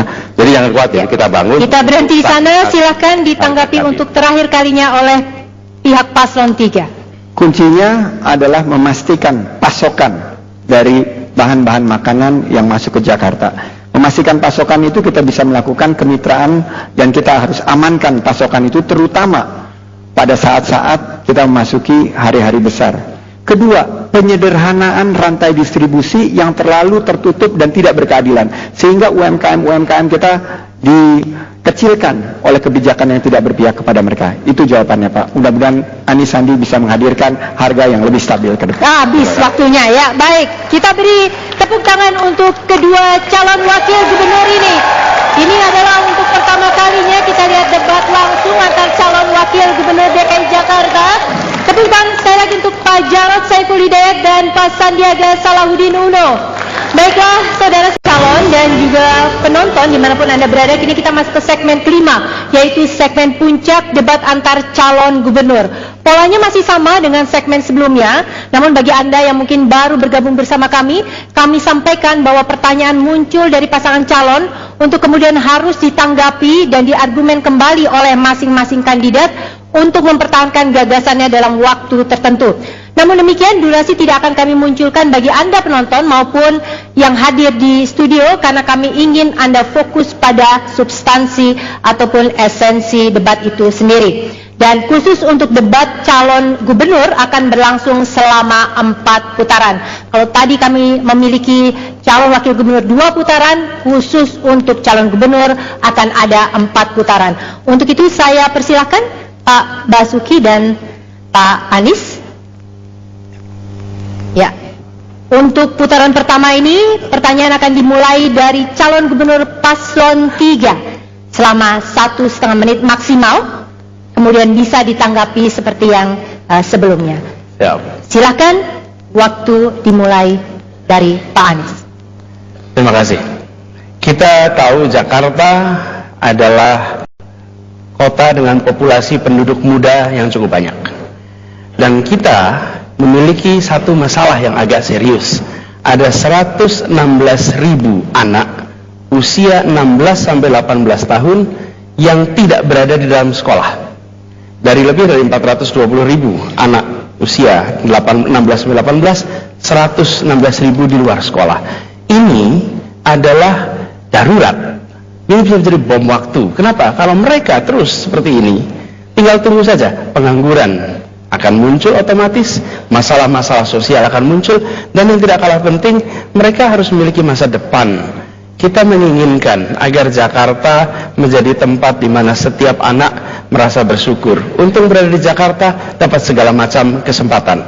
Tapi hari ini ada 116.000 anak yang tidak memiliki akses pendidikan. Pak Basuki, apa solusi Anda untuk masalah ini? Ya, Pak Basuki silakan langsung. Ya, jadi memang diakui banyak anak-anak tidak sekolah, tapi angka partisipasi kasar sekarang meningkat. Ada anak memang nggak bisa mau sekolah, dipaksakan nggak mau sekolah. Kita sudah sediakan KJP sampai kuliah, dia memang nggak bisa sekolah karena sudah terlanjur lama tidak sekolah. Tapi yang beruntung sekarang kita mulai merekrut mereka menjadi pegawai harian lepas. Untuk apa? Untuk dimasukkan misalnya di perumahan, dia dapat jadi tukang dengan gaji UMP, nanti dia dapat sertifikat, dia bisa langsung masuk. Jadi pegawai harian lepas yang kami lakukan di Jakarta, di semua dinas-dinas kebersihan atau lingkungan sekarang maupun perumahan atau PU, itu adalah dalam rangka menampung mereka yang putus sekolah atau tidak punya kerjaan, kerja dengan gaji UMP, dilatih sampai dapat sertifikat sehingga dia akan pindah kerja di profesional di perusahaan-perusahaan. Jadi anak-anak sekolah itu juga kita kasih paket untuk ambil paket ABC menyelesaikannya.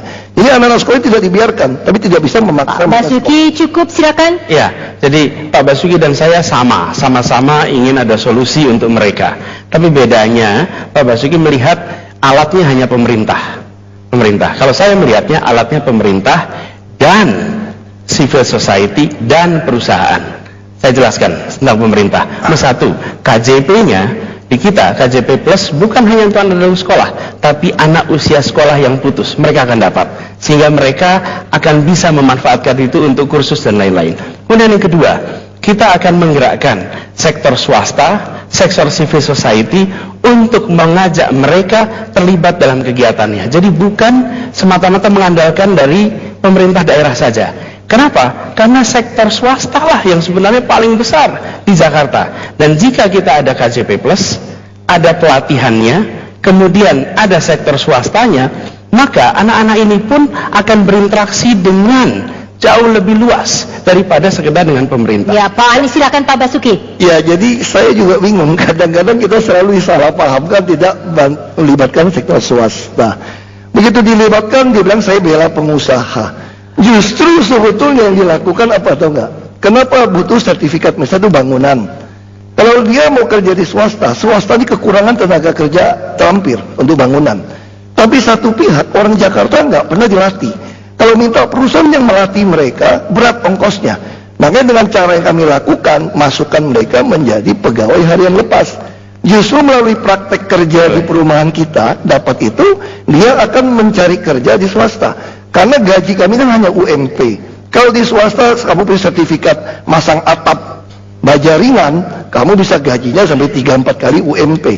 Jadi pola kami seperti itu, bukan tidak libatkan swasta. Justru ketika swasta tidak mampu melakukan porsinya, kami lakukan. Tapi porsi tetap akan pindahkan ke swasta. Kerjasama universitas kami dan swasta. Ya, Pak Anies silakan. Di sini sama kita ingin melibatkan swasta, tapi beda sekali pendekatannya. Pak Basuki menunjuk ketika bicara CSR 1, 2, 3. Kalau kami akan buat konsorsium pengelolaan CSR di Jakarta. Semua perusahaan punya akses yang sama. Tak hanya perusahaan yang kenal dengan gubernur, tak hanya perusahaan yang kenal dengan wakil gubernurnya. Karena itulah kalau melihat proyek-proyek mungkin malah muncul nama-nama yang tidak dikenal. Kenapa? Karena yang punya akses bukan hanya yang besar. Ya, Pak Anies, kita cukupkan sampai di sana dan kita tepuk tangan untuk ronde pertama, putaran pertama ini. Baik, untuk ronde pertama putaran kedua, pertanyaan dimulai dari calon gubernur paslon 2 Pak Basuki, waktunya maksimal 1,5 menit, diajukan kepada paslon ketiga. Ya, Pak Anies. Monggo Pak, menawi Bapak sakit Soro Jawi kalau Pak Suki senang Pak. Jadi ini yang kita mau tanyakan, ini menarik ketika bicara reklamasi. Saya mempunyai kumpulan berita, ketika 13 Oktober, Pak Anies jelas mengatakan menolak reklamasi. 16 Desember 2016 menolak reklamasi. Tapi begitu masuk ke 8 Februari, Pak Anies mengatakan mau mengalihkan fungsi lahan reklamasi untuk kepentingan publik. Lalu di Februari lagi bilang menolak reklamasi lagi. Tapi bilang pulau reklamasi akan dibangun fasilitas publik yang bisa bermanfaat semua warga. Di 17 Maret bilang kita akan ikutin pengadilan. Tadi terang-terangan mengatakan akan menolak reklamasi. Pertanyaan saya, dari 17 pulau reklamasi, ada satu pulau yang sudah dimanfaatkan, itu Pulau N. Banyak orang tidak pernah sadar, Tanjung Priok yang baru, itu Pulau N, itu sudah beroperasi, hasil reklamasi. Pertanyaan saya, kalau memang itu untuk mengurangi biaya logistik, kalau ditolak reklamasi yang sudah terlanjur dibangun, itu mau diapakan? Mau dibongkar atau diapakan? Ini yang saya pengen tahu. Terus bagaimana cara kita menghadapi keputusan pemerintah pusat, Kepres ini, dari zaman Pak Harto, yang sudah diputuskan termasuk dari Bappenas, bagaimana kita membatalkan reklamasi yang akan menghasilkan 1,2 juta tenaga kerja, menyerap 1,2 juta tenaga kerja. Ya. Kayak gitu mau tanya. Pak Anies. Ya, saya rasa yang perlu disamakan, saya paham Pak Basuki bahwa kita memang perlu memikirkan soal reklamasi, tapi pendekatan kita berbeda. Ini soal keberpihakan. Kita mau beri apa yang sama, pada siapa? Jakarta diputuskan punya lahan tambahan. Lalu lahan tambahannya untuk siapa? Di situ pertanyaan mendasarnya. Dan diberikannya pada siapa? Kepres 52 tahun 95 menyatakan eksplisit di pasal 4, wewenang dan tanggung jawab reklamasi ada pada gubernur. Karena itu ketika saya gubernur, saya akan memanfaatkan otoritas ini untuk rakyat banyak, bukan untuk sekelompok orang. Jadi ketika ada sebuah lahan baru, saya katakan untuk kepentingan publik. Ini nomor satu. Yang kedua yang tidak kalah penting, reklamasi itu sendiri yang sekarang dijalankan beda dengan yang ada di dalam Kepres ini. Beda sekali. Kalau Anda lihat bentuknya, di Kepres itu ada bentuknya, yang sekarang berbeda sekali. Cukup Pak Basuki, silakan. Saya kira jangan membohongi. Gambar peta reklamasi bukan dari saya, semua pulau dari saya. Dulu 18 pulau, 1,5 pulau dipotong karena kena arus air panas PLTU. Dan mau apa lagi, seluruh hasil reklamasi sertifikatnya milik DKI. Lalu hampir 48% itu digunakan buat fasum dan fasos untuk DKI. Lalu apa lagi, 5% dari tanah yang bisa dijual oleh pengembang ini boleh dipakai untuk nelayan lagi, untuk masyarakat. Lalu apa lagi, tanah yang mereka jual, setiap rupiah yang mereka jual, 15% dari penjualan mereka NJOP itu dipakai buat pembangunan. Sehingga kita akan mendapatkan dalam 10 tahun 158 triliun kira-kira uang dari reklamasi. Ini bukan hanya 1,2 juta untuk tenaga kerja. Lalu kita bisa menyelesaikan semua konsep nelayan, semua tanggul utara termasuk LRT yang akan kita bangun. Jadi mau apa lagi manfaat untuk rakyat reklamasi ini? Cukup di sana Pak Anies. Ya, saya rasa baik Pak, memang jangan bohong kalau saat kampanye. Warga Bukit Duri tahu persis arti kebohongan dalam kampanye. Ya. Lalu saya teruskan. Jadi, apa yang terjadi? Kami ingin kepentingan warga Jakarta dilindungi. Apa dilindunginya? Kita ingin jangan sampai justru muncul banjir. Ini unik. Airnya dipercepat ke laut, di depan lautnya disiapkan pulau-pulau untuk menampung air. Efeknya balik ke Jakarta dan nanti kita akan merasakan banjir di tempat ini. Yang kedua, soal lapangan pekerjaan. Lapangan pekerjaan justru lebih banyak tersedia bukan lewat reklamasi, tapi lewat rehabilitasi 13 pulau, 13 sungai di Jakarta. Rehabilitasi pantai-pantai di Jakarta. Itu menyerap tenaga kerja jauh lebih banyak. Dan yang tidak kalah penting, begitu kita membangun pulau-pulau di sana, lalu menjadi pemukiman yang mewah, yang pasti memiliki bukan para nelayan yang hadir di sini, mereka hanya bisa menonton dari jauh. Cukup, silakan Pak Basuki. Saya perlu jelaskan, Bukit Duri sekarang Ciliwung 50% beres. Makanya banjir dari 2.200 titik tinggal 70 titik. Ini mesti jelas. Lalu bicara soal reklamasi, soal pulau, saya jelaskan. Ini ilmu ekonomi Pak. Kami membangun LRT, MRT, 1 triliun kira-kira membuka 30.000 sampai 35.000 tenaga kerja. Maka LRT kami bisa membuka 2,2 juta. Jadi itu semua ada hitungannya. Setiap triliun yang Anda investasikan akan menghasilkan. Jadi sekali lagi, jangan mengacaukan seperti itu. Waktunya habis, kita beri tepuk tangan untuk kedua calon gubernur.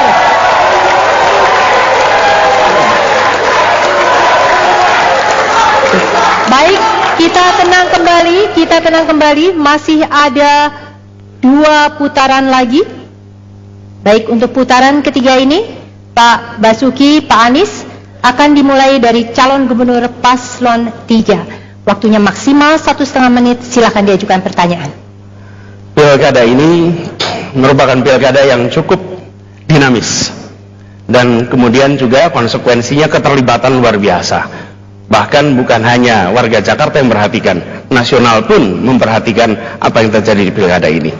Efeknya juga jelas, ada yang mendukung paslon 2, ada yang 3, ada yang 1, dan lain-lain. Karenanya, sebagai pemimpin saya menyadari bahwa yang harus dirangkul bukan saja birokrasi, yang harus tegas bukan hanya dengan birokrasi, tapi memimpin kepada semuanya. Seorang gubernur bukan sekedar administratur, tapi dia adalah pemimpin bagi seluruh warganya. Karenanya tugasnya tidak hanya melayani, tapi juga menggerakkan warga, menggerakkan masyarakat. Dan tantangan kita kemudian sesudah pilkada ini adalah membangun persatuan. Di kota yang bineka ini, kita harus rawat kebinekaannya. Tantangannya membangun persatuannya. Pertanyaan saya untuk Pak Basuki adalah, apa strategi, apa langkah Pak Basuki untuk bisa membangun persatuan di Jakarta? Silakan langsung saja. Ya, ini kebetulan Pak Anies belum pernah jadi bupati, belum pernah jadi DPR, belum DPRD. Saya ini bupati di tempat yang komunitasnya juga beragam. Bahkan muslimnya 93% di Belitung Timur. Di Bangka Belitung juga sama. Nah, ketika saya mengikuti pilkada, suasananya mirip. Suasananya juga sangat mirip. Ancaman tidak mensolatkan orang yang memilih saya juga ada di kampung saya. Itu sangat mirip. Tapi begitu selesai, kenapa bisa? Jadi pemimpin itu cuma satu, adil. Kita diminta itu adil. Tidak terima suap, tidak berpihak. Ketika kita adil, tidak terima suap dan tidak berpihak, maka otomatis rakyat itu akan merasakan manfaatnya. Bahkan tim sukses saya pernah mengeluh, beda kami apa dengan yang tidak pilih Bapak? Sama. Karena saya disumpah untuk adil. Jadi tidak mungkin, kalau kita lakukan itu, maka suasana semua akan berbalik. Kecuali orang menyimpan kebencian. Itu urusan dia. Pak Anies. Nah. Kuncinya adalah pada kepemimpinan. Dan kepemimpinan ini diharuskan bisa merangkul semuanya. Berkomunikasi menghasilkan suasana yang positif, bukan komunikasi yang justru menghasilkan suasana negatif. Karena itu ketika kita bertugas, langkah yang kita lakukan konkret. Hari ini ada terkotak-kotak, ada sekat-sekat. Maka gubernur, wakil gubernur akan menjadi jembatan komunikasi antar kelompok di Jakarta. Yang kedua, gubernur akan membereskan masalah ketimpangan yang di Jakarta. Ketimpangan antara siapa? Yang bekerja dengan tidak bekerja, yang sekolah dengan tidak sekolah, mereka yang kaya dengan yang prasejahtera. Karena persatuan itu hanya bisa dibangun jika ada perasaan rasa adil. Dan rasa adil itu bukan di kata-kata. Rasa adil itu pada programnya, pada kegiatannya. Karena itu solusi yang kita lakukan untuk membangun perasaan bersatu ini adalah dengan membereskan ketimpangan menjadi jembatan. Cagup 2 silakan menanggapi kembali. Saya kira Pak Anies mungkin kurang terinformasi di Jakarta ya. Siapa bilang Jakarta nggak adil? Orang PBB, orang miskin itu 1 miliar tidak bayar. Yang BPHTB 2 miliar tidak bayar. Yang di atas itu kalau nggak bisa bayar boleh ditangguhkan. Boleh saya tanya? Yang adil di Jakarta? Mohon maaf Pak, saya lagi jelaskan Pak. Sabar Pak. Ya. Sabar Pak. Ya. Dilanjutkan. Jadi ini saya sampaikan, di mana tidak adil? Makanya 2 tahun saya memimpin, di mana yang tidak adilnya? Orang bisa merasakan. Yang menikmatin kartu Jakarta Pintar siapa? Yang nikmatin makan daging 35.000 siapa? Yang nikmatin tidak naik bus tidak bayar siapa? Jadi kesehatan siapa? Sekarang saya tanya, ada nggak orang ngutang duit sama perusahaannya atau tauke-nya atau bosnya ketika keluarganya sakit di Jakarta? Nggak ada lagi. Para nelayan bisa lihat, jujur saja dan nurani kita bicara. Nelayan sekarang lebih baik nggak ngurusin sekolah, nggak usah pusing. Itu siapa yang nikmatin? Nah itu yang saya katakan adil.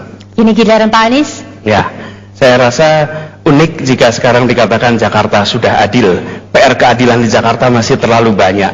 Datanglah Pak Basuki ke kampung-kampung di Krukut yang cuma 4 km dari balai kota. Lihatlah kenyataan di sana. Bapak akan merasakan ketimpangan yang luar biasa. Dan ini adalah saudara kita. Jadi kalau dikatakan sudah adil, sebentar, itu PR. Bahwa Pak Basuki sudah melakukan ABCD program, iya, tapi soal keadilan belum selesai. Karena itu saya katakan PR utamanya programnya. Cukup Pak Anies, kita berhenti sampai di sana. Dan sekali lagi aplaus untuk para calon gubernur. Ada yang menggantung tapi sudah habis, kita harus cukupkan. Baik. Ya. Kita lanjut kepada ronde kedua, putaran kedua, dan ini adalah putaran yang terakhir. Untuk putaran terakhir, silakan pertanyaan dimulai dari calon gubernur paslon 2 Pak Basuki. Waktunya maksimal 1,5 menit. Nah, saya juga agak penasaran ini. Mohon maaf juga Pak Sandi. Antara Pak Sandi dan Pak Anies kalau di berita saya agak membingungkan. Soal 0 rupiah, dari 0% 0 rupiah untuk pembelian tanah. Nah, kemudian saya melihat ini untuk yang 7 juta penghasilannya. Nah, saya ingin tanyakan, rumah yang Bapak sediakan itu rumah tapak atau rumah susun? Lalu untuk orang berpenghasilan 7 juta atau 3 juta? Karena Pak Sandi juga bilang, orang yang gaji 4 juta ke bawah nggak bakalan mungkin beli rumah di Jakarta. Ini fakta. Lalu nggak mungkin rumah tapak karena tanahnya mahal. Ini adalah rumah susun. Nah, ini yang saya agak membingungkan. Sama kita tadi kan bilang tidak adil. Justru kami mengadministrasi keadilan sosial. Misalnya di Krukut, kenapa kita pindahkan dia dengan rumah yang lebih baik? Karena dia nggak mampu beli rumah, maka kita sediakan rumah susun. Dia sewa mahal, bisa 600.000, 700.000. Mereka kami itu nggak sewa. Kamu kalau punya apartemen, biaya rawatnya itu ukuran 36 bisa 800.000. Belum sewanya. Nah, makanya kami membuat pola yang berbeda. Makanya saya ingin tegaskan dari Pak Anies dan Pak Sandi, rumah yang Anda bangun rumah tapak atau rumah susun untuk membuat penghasilan 7 juta atau 3 juta karena dia bilang nggak mampu. Saya kira itu. Terima kasih. Pak Anies. Ya, kalau boleh Pak Basuki saya bilang juga nyuwun sewu, Mbak Menawi pemahaman Bapak Rati agak keliru di situ. Gini, kami tidak membicarakan membangun rumah, kami membicarakan pembiayaannya. Kenapa? Yang membangun bisa pemerintah, bisa swasta, tapi yang kita siapkan instrumen pembiayaannya. Kenapa instrumen pembiayaannya ini penting? Karena justru warga siapa saja bisa kemudian membeli rumah. Pilihan mereka tentu bervariasi. Bisa rumah tapak, bisa rumah susun dengan range harga yang bervariasi. Jadi bukan kita berbicara membangun rumah. Di situ letak bedanya. Kalau kita berpihak pada rakyat kebanyakan, maka kita carikan solusi agar mereka bisa mencari pilihan sesuai dengan yang mereka maui. Tapi kalau kita hanya top down, mengerjakan yang mudah, cukup bangun rumahnya, lalu minta mereka untuk masuk. Di situ perbedaan mendasarnya. Tanggapan balik dari Pak Basuki. Tidak menjawab yang saya tanya sebetulnya. Makanya sama seperti kasus Kali Krukut. Kenapa kita mau dorong ke rusun? Karena menurut penelitian dari PBB, ini semua sudah ada aturannya. Rumah minimal tuh 36 ukuran yang paling sehat. Yang Bapak bilang nggak adil di Krukut tuh Bapak dia terlalu sempit. Makanya ada TBC, ada penyakit. Justru kita tuh nggak tega membiarkan masyarakat yang nggak mampu beli rumah sendiri. Kalau pakai uang dia beli, pasti dia beli rumah yang model-model di gang yang sempit, yang nggak layak untuk dihuni. Makanya kita tawarkan rumah-rumah yang dia miliki. Itu kalau dia punya tanah 100 meter, kami bangunkan dusun, dia dapat 250 meter, 2,5 kali. Setengahnya jadi halaman. Nah, itu yang kami katakan, tidak mungkin rakyat miskin di Jakarta mempunyai rumah yang layak ukuran 36 minimal. Kalau tidak, kami yang menyediakan. Itu boleh dipakai seumur hidup. Sampai anaknya bisa kuliah, sekarang kuliah kan kita tanggung. Bisa beli rumah lebih baik. Itu harapan seperti itu. Pak Basuki cukup, Pak Anies.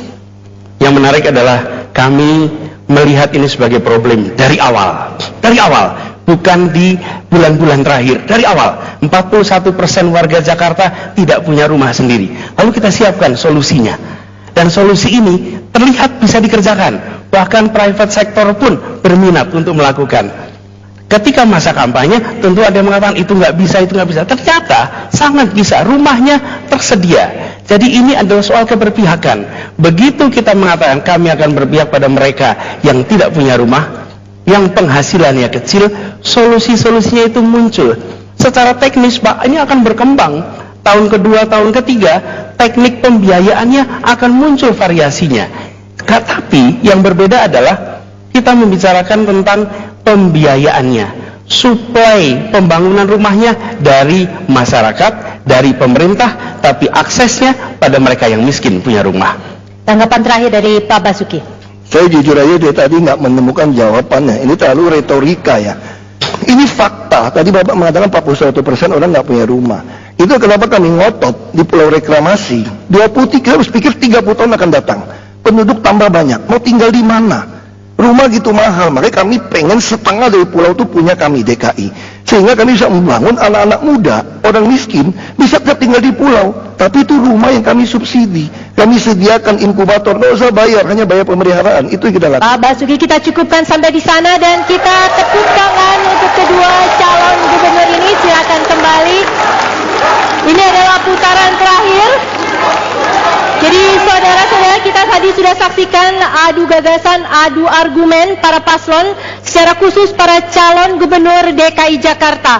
Acara debat ini memang hampir berakhir, tapi masih ada pertanyaan yang layak ditunggu jawabannya dari para paslon. Tetaplah bersama kami, sesudah jeda komersial berikut, kami segera kembali. Dijawab secara rinci, karena tidak akan ada saling argumen. Paslon 2 terlebih dahulu. Tolong sampaikan langkah-langkah strategis yang akan Anda lakukan secara bersama untuk meredakan segala ketegangan yang telah terjadi di berbagai kalangan guna membangun Jakarta yang lebih damai pasca pilkada. Apapun hasilnya, siapapun pemenangnya nanti, waktunya 1,5 menit. Silakan.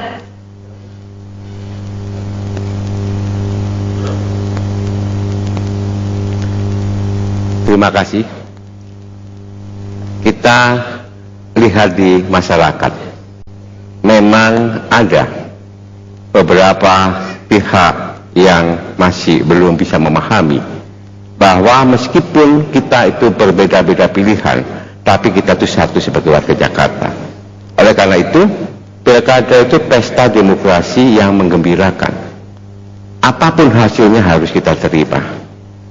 Untuk itu, apapun hasilnya, kami akan menelpon yang pertama Pak Anies dan Pak Sandi, apapun hasilnya.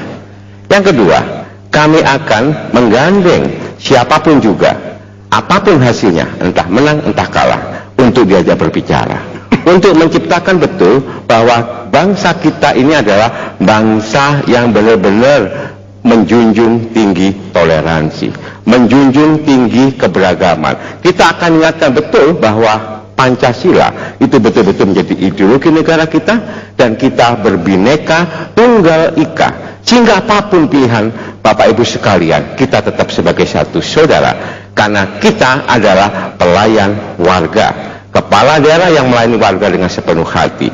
Warga juga kami akan datangin untuk berbicara, tokoh-tokoh masyarakat juga kita datangin untuk menciptakan Jakarta yang sejuk, Jakarta milik kita bersama, wajib kita jaga bersama. Terima kasih.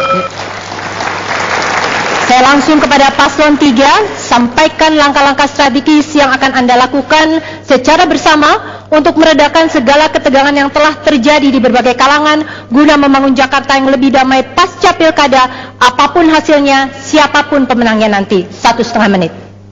Jangan sampai kebencianmu kepada satu kaum membuatmu tidak lagi berbuat adil. Adil adalah kata kunci. Hormati, dan yang berbuat adil itu ajaran agama mengatakan mendekatkan kita pada takwa. Karena itulah kami ketika memimpin Jakarta sebagai gubernur adalah gubernur semuanya. Apapun pilihannya kemarin tak penting, kami adalah gubernur semuanya, lintas agama, lintas etnis, lintas bahasa, semua memiliki hak yang sama, diperlakukan yang sama, dan mendapatkan kesempatan yang sama. Yang menyiapkan siapa? Gubernur dan wakil gubernurnya. Sikap itu satu. Yang kedua, ini bukan tentang Anies dan Sandi, ini bukan tentang kita. Kami meneruskan tradisi perjuangan. Orang-orang tua kita ikut mendirikan republik ini. Karena itu kita ingin menjaga Jakarta ini, Indonesia ini. Untuk apa? tetap terbangun persatuannya. Kebinekaannya sudah fakta. Setiap kali ada pilkada, ada pemilu, ada perbedaan. Tapi tugas kita meneruskan tradisi orang tua kita. Ada yang tugasnya memerangi korupsi, ada yang tugasnya membangun persatuan, memastikan ada keadilan. Kami akan lakukan itu sebagai bagian dari tanggung jawab moral, bukan semata-mata karena tugas gubernur, tapi karena ini adalah tradisi keindonesiaan yang kita bangun sama-sama. Sejak kapan? Sejak dahulu. Ini melampaui sekedar tugas seorang gubernur. Ini adalah tugas moral sebagai anak bangsa. Ya. Kita boleh tepuk tangan? Baik, para paslon, kini kita sampai pada pertanyaan terakhir. Karena melihat suasana debat tadi, pertanyaan ini saya khususkan bagi para calon gubernur. Pilkada DKI kali ini adalah pelajaran berdemokrasi yang luar biasa. Bukan hanya bagi para pendukung, tapi Anda berdua juga saling sindir, saling serang, saling tuding. Dan sangat bisa jadi ada perkataan satu sama lain yang telah membuat sakit hati. Bukan hanya untuk Anda berdua, tetapi juga untuk keluarga Anda. Jika forum ini menjadi ajang pamungkas, saat ini apa yang akan Anda sampaikan kepada pihak lawan atas segala ucapan yang menyakitkan tersebut? Paslon 3, waktu Anda 1 menit.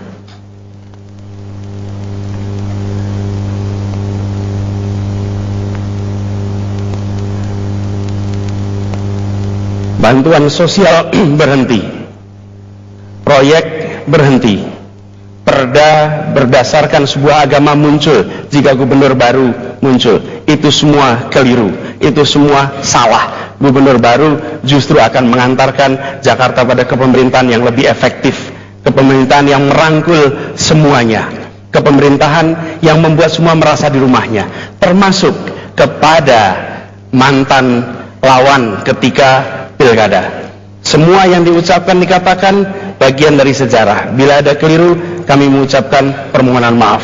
Dan kemudian kita bangun sama-sama Jakarta. Ketika kami menjadi gubernur dan wakil gubernur, maka mantan lawan itu adalah warga kita yang akan kita hormati, sebagaimana yang lain-lain. Karena itu kita mengajak kepada semuanya, seluruh warga Jakarta.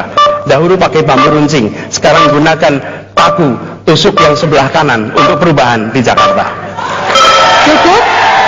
Cukup. Baik, Pak Basuki.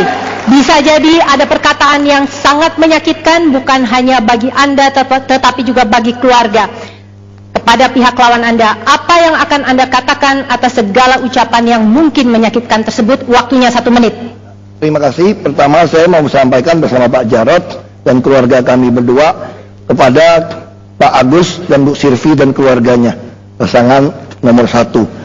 Juga tentu kepada pasangan nomor 3 dan keluarganya.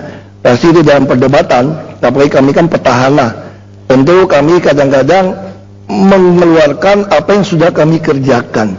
Nah, kadang-kadang jadi seolah-olah menihilkan apa yang disebutkan dari pasangan nomor 1 dan nomor 3. Karena apa yang kami bicarakan ini sudah kami kerjakan, bukan akan kami lakukan. Nah, itu kesannya kadang-kadang seolah-olah kami meledek atau apa. Saya bukan, tidak ada sama sekali. Ini kebetulan saja kami sebagai petahana, kami bisa bercerita lebih banyak karena semua yang kami pikirkan, kami bicarakan, ini sudah sehari-hari kami lakukan. Sekali lagi mohon maaf ya pada orang Jakarta, sampaikan mohon maaf. Semoga kita bisa melihat Jakarta baru bersama. Kita beri aplaus. Ada keluar permintaan maaf dari kedua belah pihak. Jadi kalau para pemimpin kita saling bermaafan, pasti kita pendukungnya juga harus mengikuti seperti itu. Baiklah hadirin penonton, para paslon, para netizen, inilah akhir acara debat publik Pilkada DKI Jakarta putaran yang kedua tahun 2017. Debat ini debat pamungkas. Karena itu, pastikan Anda yang memiliki KTP DKI Jakarta menggunakan hak pilih Anda pada tanggal 19 April mendatang. Atas nama KPU DKI Jakarta dan seluruh stasiun televisi yang menyiarkan acara debat malam ini, saya Ira Kusno mengucapkan terima kasih atas kebersamaan Anda. Ingat, siapapun nanti yang terpilih untuk memimpin Jakarta 5 tahun mendatang, yang harus kita kedepankan adalah menghormati segala perbedaan yang ada.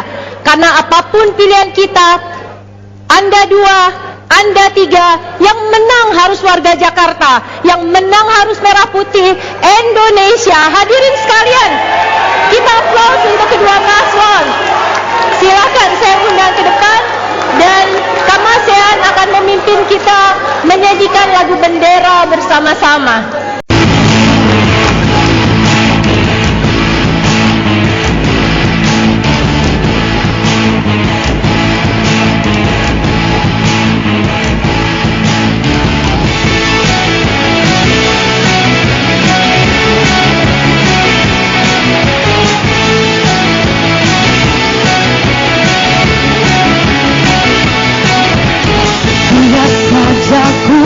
Sehebat matahari, tapi selalu ku coba tuh menghangatkanmu.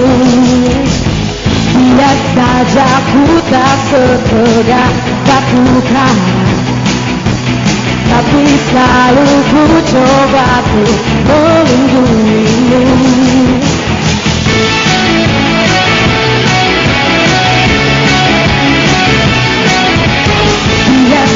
Aku tak seharus bunga mawar, tapi selalu ku coba ku mengindahkanmu.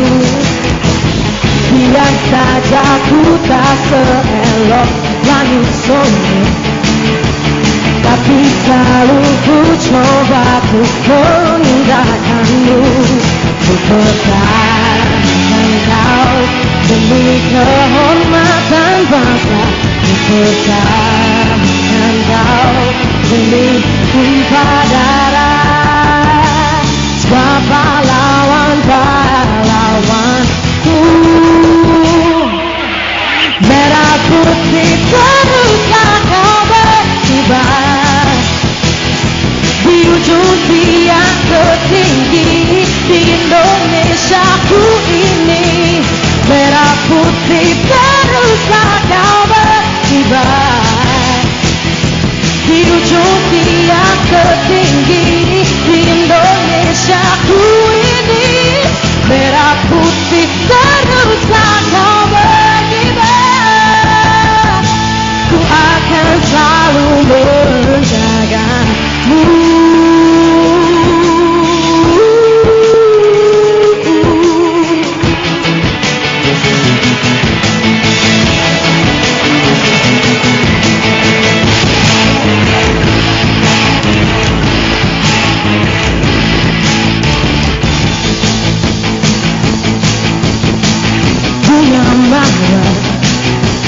Tapi selalu ku coba untuk mengharumkanmu. Jika saja ku tak seelok petang sore, tapi selalu ku coba untuk mengindahkanmu. Ku pertahankan kau demi kehormatan bangsa. Ku pertahankan kau demi tumpah darah. Semua pahlawan-pahlawanku merah putih teruslah kau berkibar di ujung tiang tertinggi